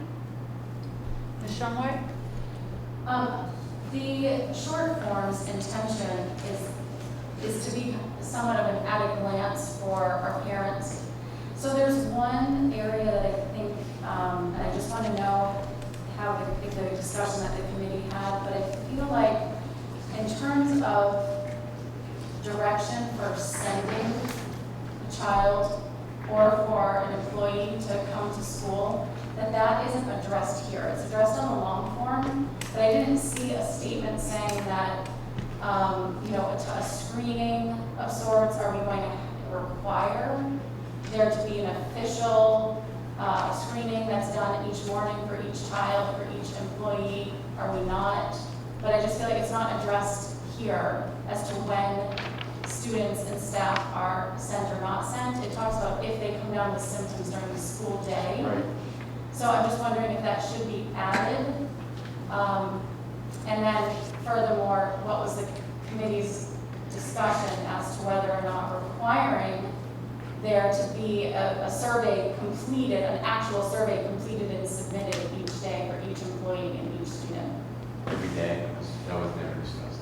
Because one of the concerns that I've heard from the community is that there is, if there are families that are choosing to travel out of state, out of country, if that ever happens again, that when they come back into the community, the state is asking for a 14-day quarantine. But if the school is never notified that they are leaving, or that someone in their family has left and has come back, and I just feel like there isn't any, however the committee has decided this school will go forward, there hasn't been any discussion here at our meetings about that, and then it not being on the short form is not addressed at all as to how that information is going to get to the school. Anybody from the committee? Jen? So the state of Maine DOE has addressed this a little bit. First of all, just like, somebody coming in from Massachusetts, although they've said that you would be asked to show a form that you've had a negative COVID test, nobody's doing that because people feel that's an infringement on their rights. So I think that you can't force people to tell us if they're traveling, but we need to make it clear, I agree. So that actually is one of I have a list of, not policies, because that's procedures, yeah, basically a list of things that we're trying to put together on the health team, and that's one of them. And so, it's gonna, right now, it's really loosening a lot. There's a lot of questions we haven't answered like that. The other one is going to be, if you got a COVID test, you have to show it to us. And I think, again, is that an infringement on a family right? Are we going to take people for the word? If they just get a doctor's note that says the person's clear? So that's the kind of stuff that we are working on. And I agree, I think there should be a little bit of that in the short form. In terms of asking people, so there's apps, to make people look at an app every day. How do you know they've looked at it? So I think what we've talked about from the health team side is making sure that we're reiterating that information to people. I had a patient text me and say, I have a sore throat with diarrhea. Is there a summer virus going around? How could you even ask me that question? Of course there's a summer virus going around. So, and that's what we don't want. We want people to be inundated with, these are the questions to ask yourself and keep an eye on your kid. And the same for teachers. I don't think we can have an expectation that every child is going to be asked a set of 10 questions when they walk through the door. But teachers are going to have an eye on their kids, and all the more important to have a slightly smaller cohort. Where, you don't look so good today, you're feeling okay. So that's what we're working on. So I hear that and I agree, and it's on our list, we're meeting tomorrow night too. So, I respond to that, because I think that, as I'm looking through this, I actually think that first, or either paraphrasing or putting in that first paragraph, what this means for Winthrop Public Schools, should be in there. We should put in the short form that there's an expectation that parents will check daily. The parental responsibility to check daily, make sure their child does not show signs of COVID-19. And if they are showing signs, the students shall stay away from school and let the school know immediately of the symptoms that the child is showing. I think that statement probably belongs in the short form. Maybe, and people disagree with this, that's fine. I was really, with Colleen today, we were trying to, trying to come up with something less than 25 pages, something shorter that parents will actually look at and to try and put the most salient points. That's why if you look at the draft, some things were moved up to number 1. Number 2, as I was putting the draft together for us to respond to, I didn't necessarily put it in the correct order. We made some changes. I would say from my perspective, other committee members can weigh in. I think that statement is probably one of the most significant statements, that the expectation is that parents shall be responsible for checking their students before they send them to us. I think for us to go deeper in terms of saying, if you've done this or you've done, but I think we really can't do that. Daycares are already doing this. They're taking your temperature. This is CDC guidelines. They have to do it. They're taking the temperature when they come to the door, but they're not overreacting. If a kid has a runny nose, they're not freaking out. it's not COVID, you know. But daycares are doing it, and they've had no, as far as I know, we've had no daycare shut down, we've had no issue with kids at all through this whole, I mean, even people in their 20s, I think, you know. Even So, what? in their 20s, we haven't had, you know, many issues with younger people. So my concern would be the teachers, not the students. So, I'm glad you asked that question, because my question deals with, okay, it's happening at daycare. In the school, though, are we gonna take temperatures when they come in? Should. A lot of schools are. Actually, very few schools are. Okay, in America, when it's the Chinese, it seems like they would. Yeah, partly because, first of all, to get an accurate forehead thermometer would cost us almost as much as a bus. You've heard me say that before. I mean, to get an accurate one, you can get them, but they're so hard to get that are accurate. And there's no way that we could use an oral probe on every child coming in the day. Secondly, you know, the kid that had the fever at 5 a.m. got Tylenol and ibuprofen and doesn't have a fever now might have a fever in 2 hours. So again, I think thinking about other symptoms and how they look is going to be a lot more important, and knowing that teachers that know them have eyes on. And then thirdly is, you know, kid running around at the bus stop, clothed, you know, and trying to get an accurate temperature on them as they're getting on the bus or off the bus into the school is going to be a challenge. So, and the other thing is that 50% of kids, when they have COVID, don't have a fever. So that's the other challenge. So I think that taking temperatures would be really, really hard and not helpful. And I just want to add, thank you, appreciate that insight. We also did talk about that specific issue today, and it really was more of a numbers thing. If you're at daycare in New York and you've got a test, yeah, that's different than, you know, testing. I mean, I don't know what it looked like at the grade school to try to, you know, line those kids up or do something, you know, which is going to be challenging for us, and to try and get that information. And Dr. McConnell said today exactly kind of what she said here, that we probably aren't going to get accurate readings anyway. That's, you know, it's probably the place. I think we've tried to be pretty consistent in saying we're going to err on the side of caution and err on the side of safety and all that type of stuff. This probably is the place where we got to say parents have to be responsible for making sure that their children are not showing symptoms of COVID-19 and making good decisions about sending them to school. I have a question. I don't know if it's appropriate for this document or not, but I know there's been some talk too about once parents sort of make a commitment, whether or not they're going to do online learning or remote learning or in-person learning, and there may not, just like we can't prevent a kid moving from Wayne to Winthrop, but is there a way so that there's accountability and there aren't kids that say, oh, this week I want to stay remote, but next week I want to be in person? And I don't know if that should maybe just some sort of a statement that we ask for a 6-week commitment or a quarterly commitment, and then you can reevaluate. Obviously, if we all went remote, that completely changes, but I worry about those kids getting lost and the flip-flopping, and I just don't want to go to school this week, so I'm going to do remote. So that's a great question. We talked about that with the administrators this afternoon, and we are looking to establish, I'm not sure that it belongs in this short form, but we are looking to establish a protocol of kids not being able to flip-flop, and parents not being able to flip-flop.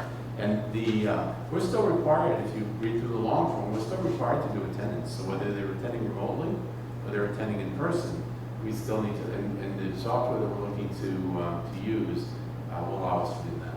So we'll still keep track of their attendance. Dr. McConnell? To just piggyback onto that, is the one piece is trying to support parents so that if, you know, Great Aunt Martha just came down with COVID, and we saw her last weekend, and parents know that remote learning is going to be a really viable option for the next 10 days, then I think it's going to be easier for them to be honest with us, or we have to go to this family X, Y, or Z. So if we know remote learning is going to be an option for us, then we'll just keep our kiddo home for, you know, the next 10 days now, and you know, and those numbers are changing all the time too, but I don't think those are under 10. So even though I agree, we don't want kids flip-flopping, we want the consistency, I also really love that remote learning is gonna be an opportunity for us to say to parents, we wanna support your kiddo. So if they're hanging out at grandma and grandpa's for the next 10 days, to make sure nobody's gonna get sick in your family, we can get them what they need. Awesome. Yes. Yes, I have a question. Has the school board surveyed any of the daycares in the Winthrop area? See what they're doing and how things are working out with them? I would think, I don't know if the committee had. I would think that'd be a pretty important thing to do, looking back to see what they're doing, how they're handling things. And as far as the temperature, not taking your temperature, I think you need to be taking kids' temperature. The thing costs more than a school bus. If the daycares can afford these things, I think that, you know, being a parent of a student going to school, I would want them to protect the kids. The teacher, you know, when they come in the classroom, whatever, they take the temperature. I think it's a feather in your cap to be doing that than to be doing nothing, relying on the parents. I disagree with that 100%. I think that you need to be doing something, and by relying on just the parents to say, yes, well, you know, Christmas vacation, the teacher doesn't go to Florida, the family doesn't go to Disneyland or something and come back, and I mean, if you're relying on, some will be honest, some won't be honest. But I think you need to be doing something in your plan. If it's buying a cheap thermometer, at least you're trying and you're doing the best you can do. Yep. Okay, we ready to vote on the motion? Well, you can have a motion in a second, and I can be part of the discussion. We already are there. We're already Oh, there. yeah, okay, all right. Just to echo Mr. Barrett, I started to chuckle, and no offense to everybody in the room, but I know I was getting into trouble, but how many times have we said we'll get the parents involved, and then we look back and say, gee, that didn't work too well? Because a lot of it's follow-up and that type of thing. I agree. I mean, I don't know how much of a problem it is. I really don't know what the cost is, but I was so glad to hear the daycare, because I talk about what's happening with my grandchildren. They take their temperatures, and they take mine when I go to the hospital or go to the rehab or something like that, you know, and saying, maybe it is expensive, but I don't know. They always take it and then pass me on. That's why that document had nothing in it about taking the temperatures. And that Neither was my does the concern. guidance from the DOE. Okay, so that was my But concern. that's not what I wanted to say. What I want to say is what I went back to before. It's a practicality measure, and I certainly have a lot of respect for what Dr. Connell is saying. For me, it's not just about the fact that we have, 3 or 400 kids, or 200 or 300. We're not showing up at 16. If we had 16, it would make sense. And even it would make sense with 400 if there was some real sense of that the measure is a meaningful statistic. I think you get with that type, even the most accurate one, you're going to get false highs, false lows. I mean, it's not totally accurate. I just think it's really practical. I think it's impractical, and I think that's what I was looking through, thumbing through here. I was like, I don't remember seeing anything of that in the state's guidance on their framework. There's zero about that, and I can only speculate why. It is a CDC guideline though, for daycare. For daycares. Yeah, so Right. it's just kind of funny that's the daycare, but they don't, the schools can just not But- worry about it, but it really is about numbers. challenges, but it's like, Really low numbers. It's going to take a lot of time, and we're going to spend a lot of time and energy with it's going to be all over the place. I know for me, I'll just use myself as an example. Because we're small numbers, I have to do my temperature when I come in the morning, and I I haven't felt any differently any of the days that I've been here, but my temperature ranges by, 3, 4 tenths, 5 tenths of a degree. It's just, it's all over the place. So, if I come in, whatever, it's sort of all over the place.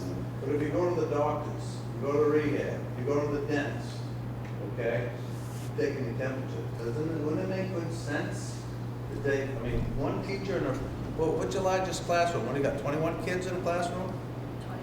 28. How long does it take to go beep, beep, beep, beep, beep down the line? Well, you gotta record it, and then you've gotta, it's not, No, I'm not saying you have to record it. Why do you have to record it? If it's higher than normal, then you why have to take it record if you're not recording it? Because we're gonna be asked for that documentation. That's what teachers do. We document everything. For what? Mr. Lack. Just the DOE guidance is really clear that that's a parent responsibility. Our responsibility is to educate the parents and provide them with a list of symptoms and some clear-cut guidance of any help that they might need. But DOE, I think anyway, in their framework is really clear that that needs to be done at home. Dr. Pom, kids, data from kids came later in this pandemic. Because first we had a lot more adults, we had a lot harder time getting any data on children overseas, and so it took longer to get data on children. We now know in the last month, and again, this is data, that only 50% of kids spike a fever. In adults, it's much higher. It's more like 74, 76%. I actually don't know the exact numbers on adults more recently. So if the other thing is remember, kids get this later on. And what we're trying to do, I think, especially with a lot of our education, is to try to find kids that are either early sick, but also that have been exposed, because they're going to be much more likely to be asymptomatic spreaders. The daycare criteria that came out of the DOE also came out earlier in the pandemic. It may have been updated, so I don't want to say that it hasn't, but I think that may be another reason that it's not in Commissioner Makin's guidelines. So I think, and our nurses will be taking temperatures left and right. If a kid looks flushed, if a kid doesn't look good, if the kid's got a sore throat, you can bet they're going to get their temperature taken. That's going to be part of it. But I think, again, we have to think about what we're doing in terms of potentially sick kids that we're a little bit more worried about versus a screening method on all these kids, the 400 and some kids coming into our elementary schools at different. So I agree with you when there's a little bit higher evidence of suspicion.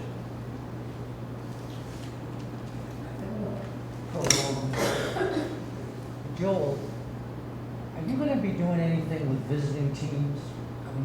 I've read somewhere where they're going to take the temperatures of all the players coming in. We're not even close to that. Okay. So just, I probably should, Joel already knows that I asked him, the MPA is obviously looking at this whole issue, and so he will be reporting on the recommendations of MPA at the August 12th meeting. All right, good.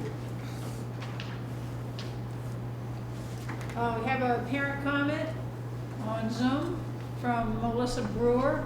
Parents can take temperatures. Parents can take temperatures before sending their kids. That's part of the self-screening that schools will do. Daycares already do.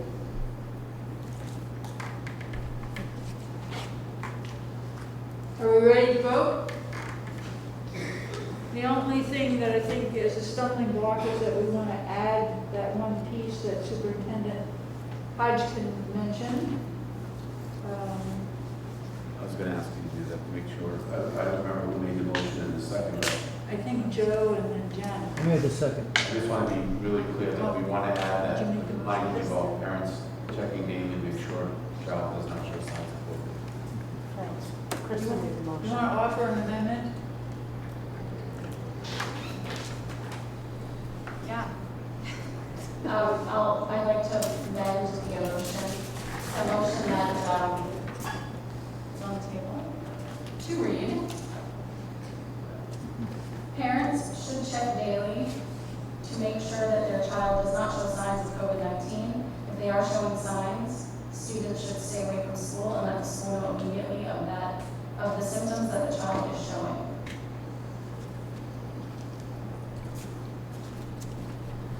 I think I'm supposed to vote on the amendment. Amendments first. Second. Unless who seconded it? I seconded. Friendly amendment? Yep.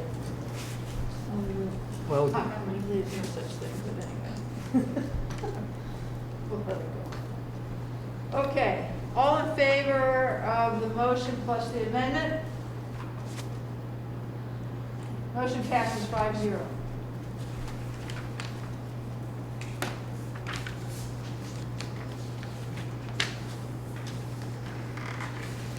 New business, motion to adopt the revisions to Title IX policies AC, ACAA, ACAA-R, ACAB, ACAB-R, and the policy committee met, hang on just a minute. The policy committee met earlier this evening.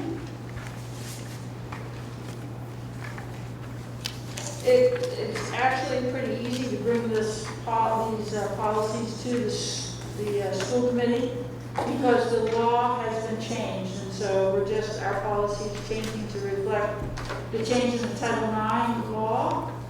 And so policy AC is essentially the overriding policy. It talks about the 9 protected classes. With no discrimination or harassment of students and employees. Policy ACAA, sexual harassment of students, and that's the piece that then is broken out to deal with students. And then ACAA-R are the procedures that go for student reporting and some of the definitions around discrimination and harassment. ACAB then moves on to our employees, and ACAB-R are the employee reporting procedures and definitions. The difference between the old and the new, I've read both, but I think the major difference is that we went from, I think, 6 protected classes to now 9. I think that's the major difference.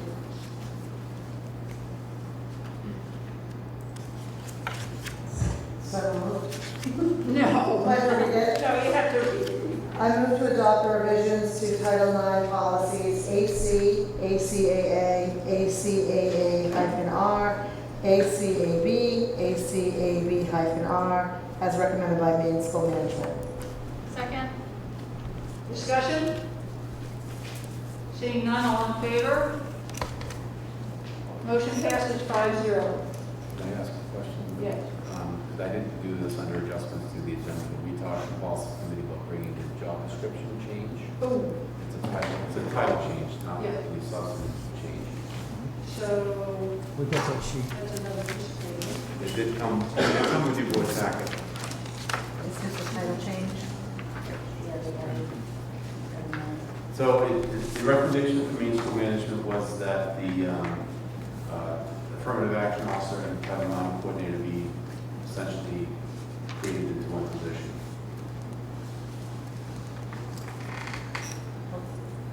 So I move to combine the title affirmative action officer and Title IX coordinator into one unit, Job description. one job description. Second? Discussion? All in favor? Motion passes 5-0. Madam Chairman, could I just make a comment? Just so that everybody in the public knows, I don't want to give you any of the impression that we didn't see any of this packet before. Okay?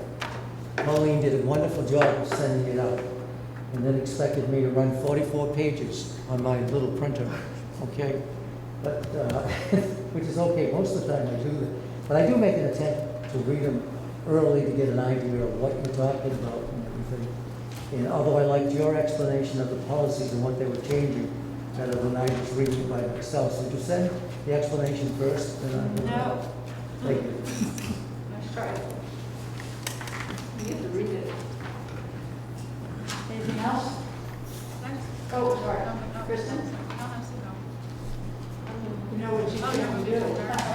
I just am wondering if at the August 12th meeting, our next business meeting, is the expectation that the long form will be, do you need approval from the school committee on that long form? I would like the steering committee to have an opportunity to revise that. One of the things that Sue had asked was my hope to bring that out to you in a clean form. So we meet next Tuesday, and hopefully we can make the revisions and then get that out to you. That's a substantial document. So, I would also say, Joe, and maybe the rest of you, we in the future, like with those policies and with the long form, we do send it over. The hope that you're going to look at it and whatever prior to the meeting.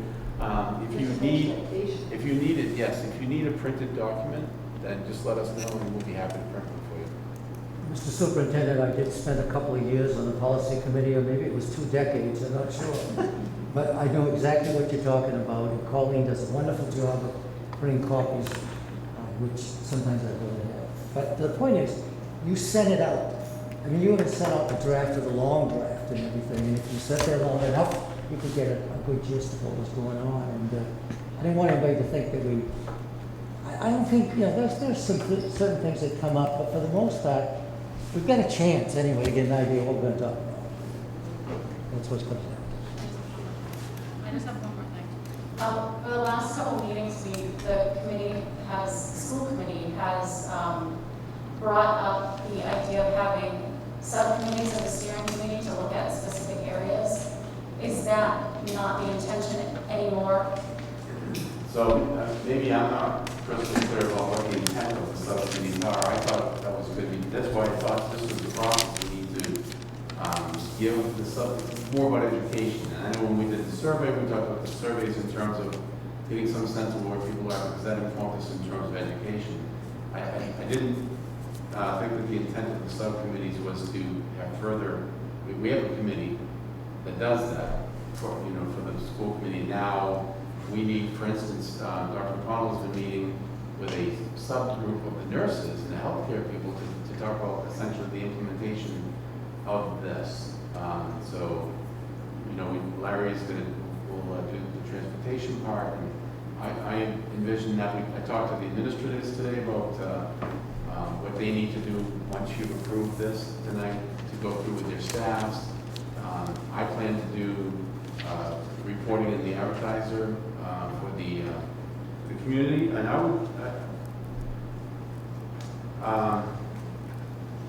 have a friend of mine who does a weekly Zoom. I think it's weekly, maybe bi-weekly Zoom that the public can attend to the extent that you think that's important. You try to report out in the advertiser. Maybe that's not enough. Find some other ways. But I guess I maybe had a different understanding of the purpose for the subcommittees. Well, it was just that reported back, Sue at one of the first reporting back, she had mentioned that there was going to be a more specific group looking at special education issues that came out of the guidelines, looking at transportation, looking at maintenance, because we found after the first meeting that the decision to require all staff to be in the building brought up the question of what happens if students go full 5-day remote learning, and now that staff person is in the building teaching, even though the students are learning remotely. So once the guidelines were approved, then it creates a lot of different pockets or different areas of the school that now need to figure out, okay, how does this affect us? And I just don't want that to happen 5 days before school starts. Yeah, I agree with you, and I can only speak from my experience, and it's kind of what I laid out for the administrators today, that I expect them to go back and have meetings with their entire staff via Zoom to review all of these things. Sue is there. She will do that with special education. Ray said Jen's doing it with nurses. So we'll look at dividing those groups, and I guess that's what I was envisioning in terms of subgroups. Subgroups is really about a communication link in terms of the plan. And obviously, the more conversations you have with people that say, well, what about such and such, and, and I know that, as most of you are aware, my wife teaches in Auburn, and I was privy to listening to their, exactly as I thought it was going to happen. Her principal had a Zoom meeting with their staff to talk about what the plan is and to get some feedback. That's what I envision is going to happen next. Okay, because I just want, the school committee is very aware of the amount of time that this is taking, and if diving in deeper in this specific way for each individual group, the idea has been bounced off as possibly having a stipend for those specific groups to do the work ahead of time. Because the last thing that I want to happen is to have this 5 or 8 professional development days and then not have us hit the ground running. So the more that it can be planned ahead of time, and if that means having formal subcommittees of the steering committee to work on specific items and provide stipends to the members, knowing that they're doing work over the summer, then I would like to see what that looks like, because it's not lost on me the amount of work that this is taking for creating a whole new education system. I can't speak for the whole committee. I appreciate that guidance because this is specific. This is exactly the type of thing that the CARES Act money would provide for it. So I think we need to look at the areas as they're divided out in the framework. Really give us a nice framework for looking at what the subcommittee's communication feedback loop should look like. So, I think that's a great idea for us to consider. And I think it starts with what you may ask in the administrators today. And when I say that, I mean everybody. That includes, Mike has joined the team now. Sue has joined that team, and everybody that they're responsible for making sure that they understand their part and not to wait until the workshop days to do that. Could I just chat?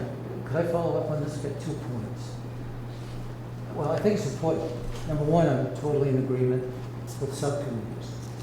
And I think somehow we should follow up on the suggestion that we talk to the child care providers. Some of them may have some ideas, but the other side of it is that some of them get children who are older than toddlers who come from the schools, and particularly might be getting them on the 5th day type of situation. And not that I'm saying that they have to have the kids on remote or something, but I think there should be some planning and assistance that could take place there. And so that's one of the things I would suggest to you. But I will tell you my biggest worry is this. I think in some ways we're asking the teachers to do too much. Now, I shouldn't be saying that much, but it's true. And I look at it this way. We think, from the surveys, if we look at it, we could have 1/3 of our students not coming back. People are still talking about not sending their kids to school. Well, there's one thing about teaching a class. I'm not sure we have all the technology, resources, or experience for them to teach that class in such a way that's being zoomed to the remote people at the same time. But I do wish you'd talk about that with your other superintendents, because I've got to believe that, let's say we have a group of kids that need American history. Maybe you could all share a teacher to teach American history. It's not going to be a whole lot different, but my point is, let's not overload them to the point where they can't get to what they need to be getting done. I just think that's a real life problem, especially this year. First of all, I appreciate that sentiment. I'm sorry, I'm chairperson. Okay. I appreciate that sentiment, but I think that other members of the steering committee can speak to that. That's been a huge consideration for us in terms of how we structure that, which goes back to the whole notion of needing that additional time to get ready, because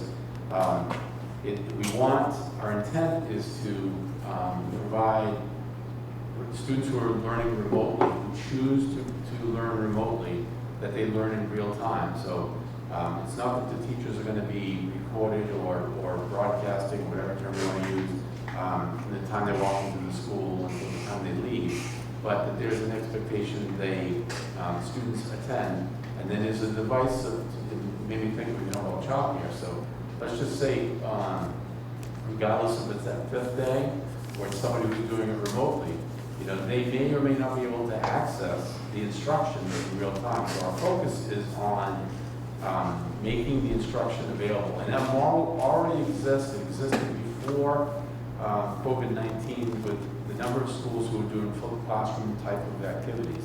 And so we're looking to do that. We want to ensure that all of our students have the ability to access more than once if necessary. I know for me, I would want to watch instruction. If I don't have the opportunity to interact one-on-one with my teacher, I might want to watch that remote instruction multiple times, because that's with my parents, whatever the case, whatever. And so that's been a huge consideration, because we don't want teachers to teach for the entire time they're in school and then have to work 2 or 3 hours after school to prepare for the students who aren't sitting directly in front of them. I'm sure this has been discussed, but I know as a teacher, something that worries me is confidentiality.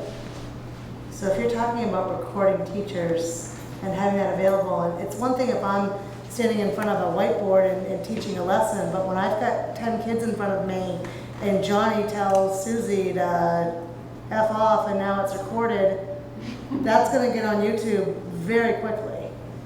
We have control over where it goes to. And yes, first of all, you are correct. Okay. That has been discussed a great deal. Initially, it was discussed from a FERPA standpoint, you know, from me. So, you know, teachers are going to have to be really aware of that. During instruction, that's why we're only recording the instructional part, because they're going to not be able to do that. They're not going to be able to bring, you know, 5 and 6 students together. That's the guiding practice after instruction occurs. So we're not, well, one of the things that Krista brought up, I thought it was a really cool idea, and I've been talking to the committee about it, is some sort of device that follows the teacher.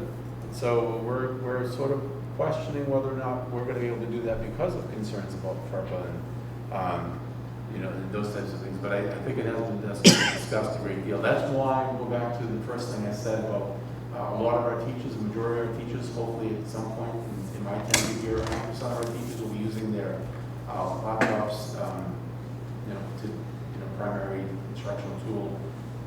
But you can't use it as a tool and also as a broadcasting device. So we're looking at the additional piece. So quick. I move to adjourn. Second. All in favor? Oh, no, not good. Nope.